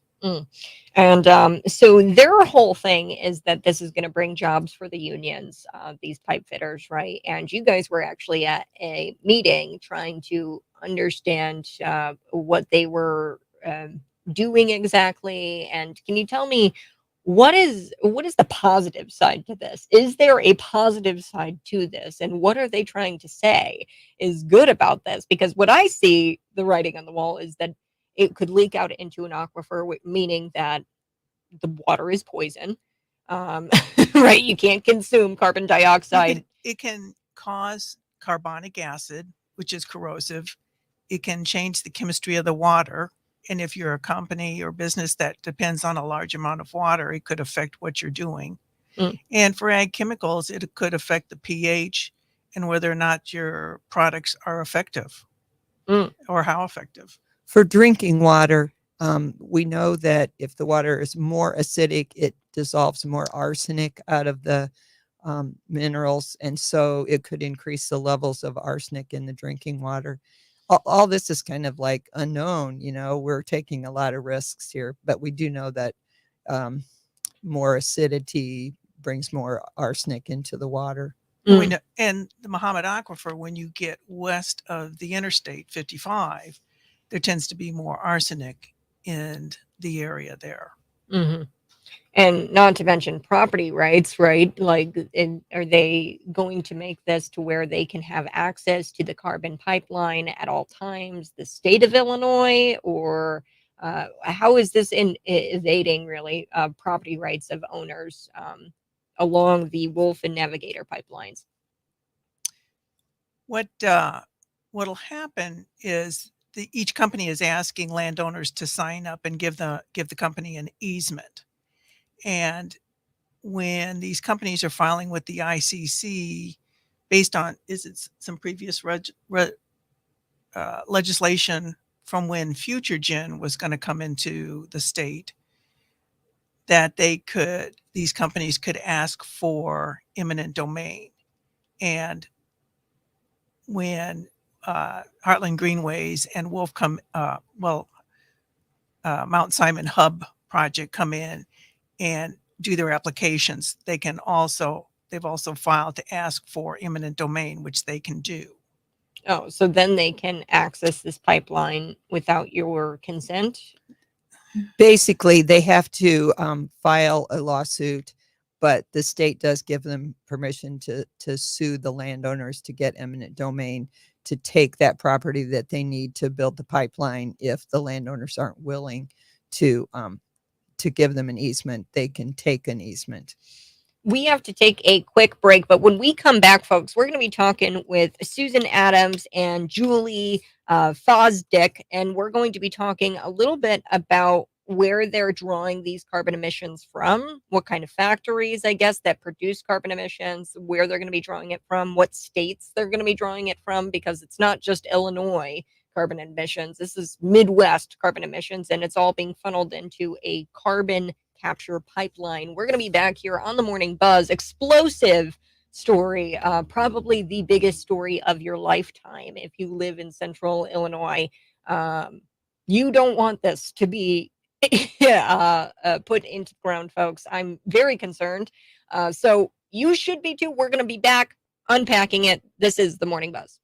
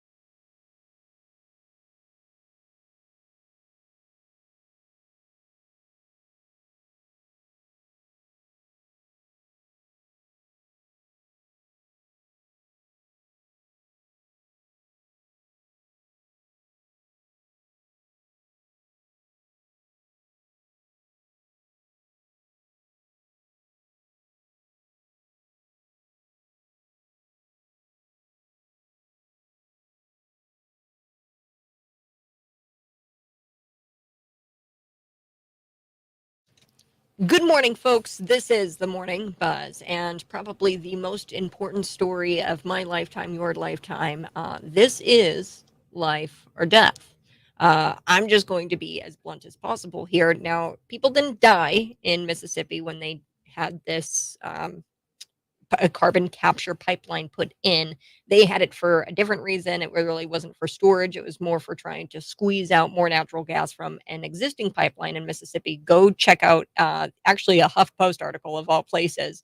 It's called Gassing Satartia, Mississippi. It's a CO2 pipeline. What you guys are going to want to do is read up on that. I think that that's a good place to start. You could have stomach disorders, dysfunctions, chronic fatigue, fogginess, lung cancer, COPD. There was a case where there was a woman and she struggled to regain consciousness after having this rupture of one of these carbon pipelines. It's a dangerous thing, folks, and it's coming here to central Illinois and it's impacting areas here. So, one thing that I want to get to before we talk about what states are going to be funneling their emissions and what kind of industries are funneling their emissions into the state of Illinois is where exactly are these pipelines and how big are they? The pipelines, the Wolf pipeline that's going to be coming in from Iowa, Cedar Rapids down through Henry, Knox, Stark, Peoria, Tazewell, Logan, DeWitt, down into Macon County near Decatur. That pipeline is indicated to be 20 inches outside diameter. So they want to be able to move about 12 to 15 million metric tons a year for storage. Wow. So are there tanks like like there's this pipeline? Are there tanks that the pipelines funnel the carbon dioxide into, or is it just the pipeline? It's a pipeline, and then you have a wellhead that's an injection point. And then what they do is they've drilled a hole down into the ground about 6 or 7,000 feet, and then they're going to pump CO2 from the pipeline down 6 or 7,000 feet and keep it under pressure to keep it there. Interesting. And where is the CO2 coming from? Different states here in the Midwest, and what kind of industries are pumping their CO2 emissions into the central Illinois? Initially, it would be coming from ethanol plants because the CO2 coming from those plants is very pure, so it doesn't take a lot to clean it up. It's pretty much pure CO2, and those would be coming from the Navigator pipeline, the one that first applied in Illinois, would be coming from Nebraska, Iowa, South Dakota, Minnesota, and possibly one ethanol plant in Illinois. And why ethanol? Because they have cleaner CO2 emissions, I guess. Because for starts, then that's an easier one because the emissions are pretty pure already and don't have to be purified that much. But who's to say that they don't move on to different kinds of carbon dioxide emissions? Sure, ethanol might have cleaner emissions, and they don't have the power to clean the carbon dioxide emissions from other types of factories or something like that that doesn't produce ethanol. They're starting out with the ethanol to get this passed, but then who's not to say that they're going to do more dangerous, less clean carbon dioxide, right? Well, supposedly they have to clean it to put it in the pipeline, but that requires a high level of energy, and it also requires a huge water usage and money. Money To clean all of this. You're listening to Cities 92.9. We got a couple of minutes. I'm talking with Susan Adams and Julie Fosdick, and we've been talking about these two pipelines, Wolf and Navigator pipelines. They're carbon capture pipelines. They are scheduled to build these pipelines, but there is a way to fight back against this, correct, ladies? And how do we do this? How do we stop this from happening?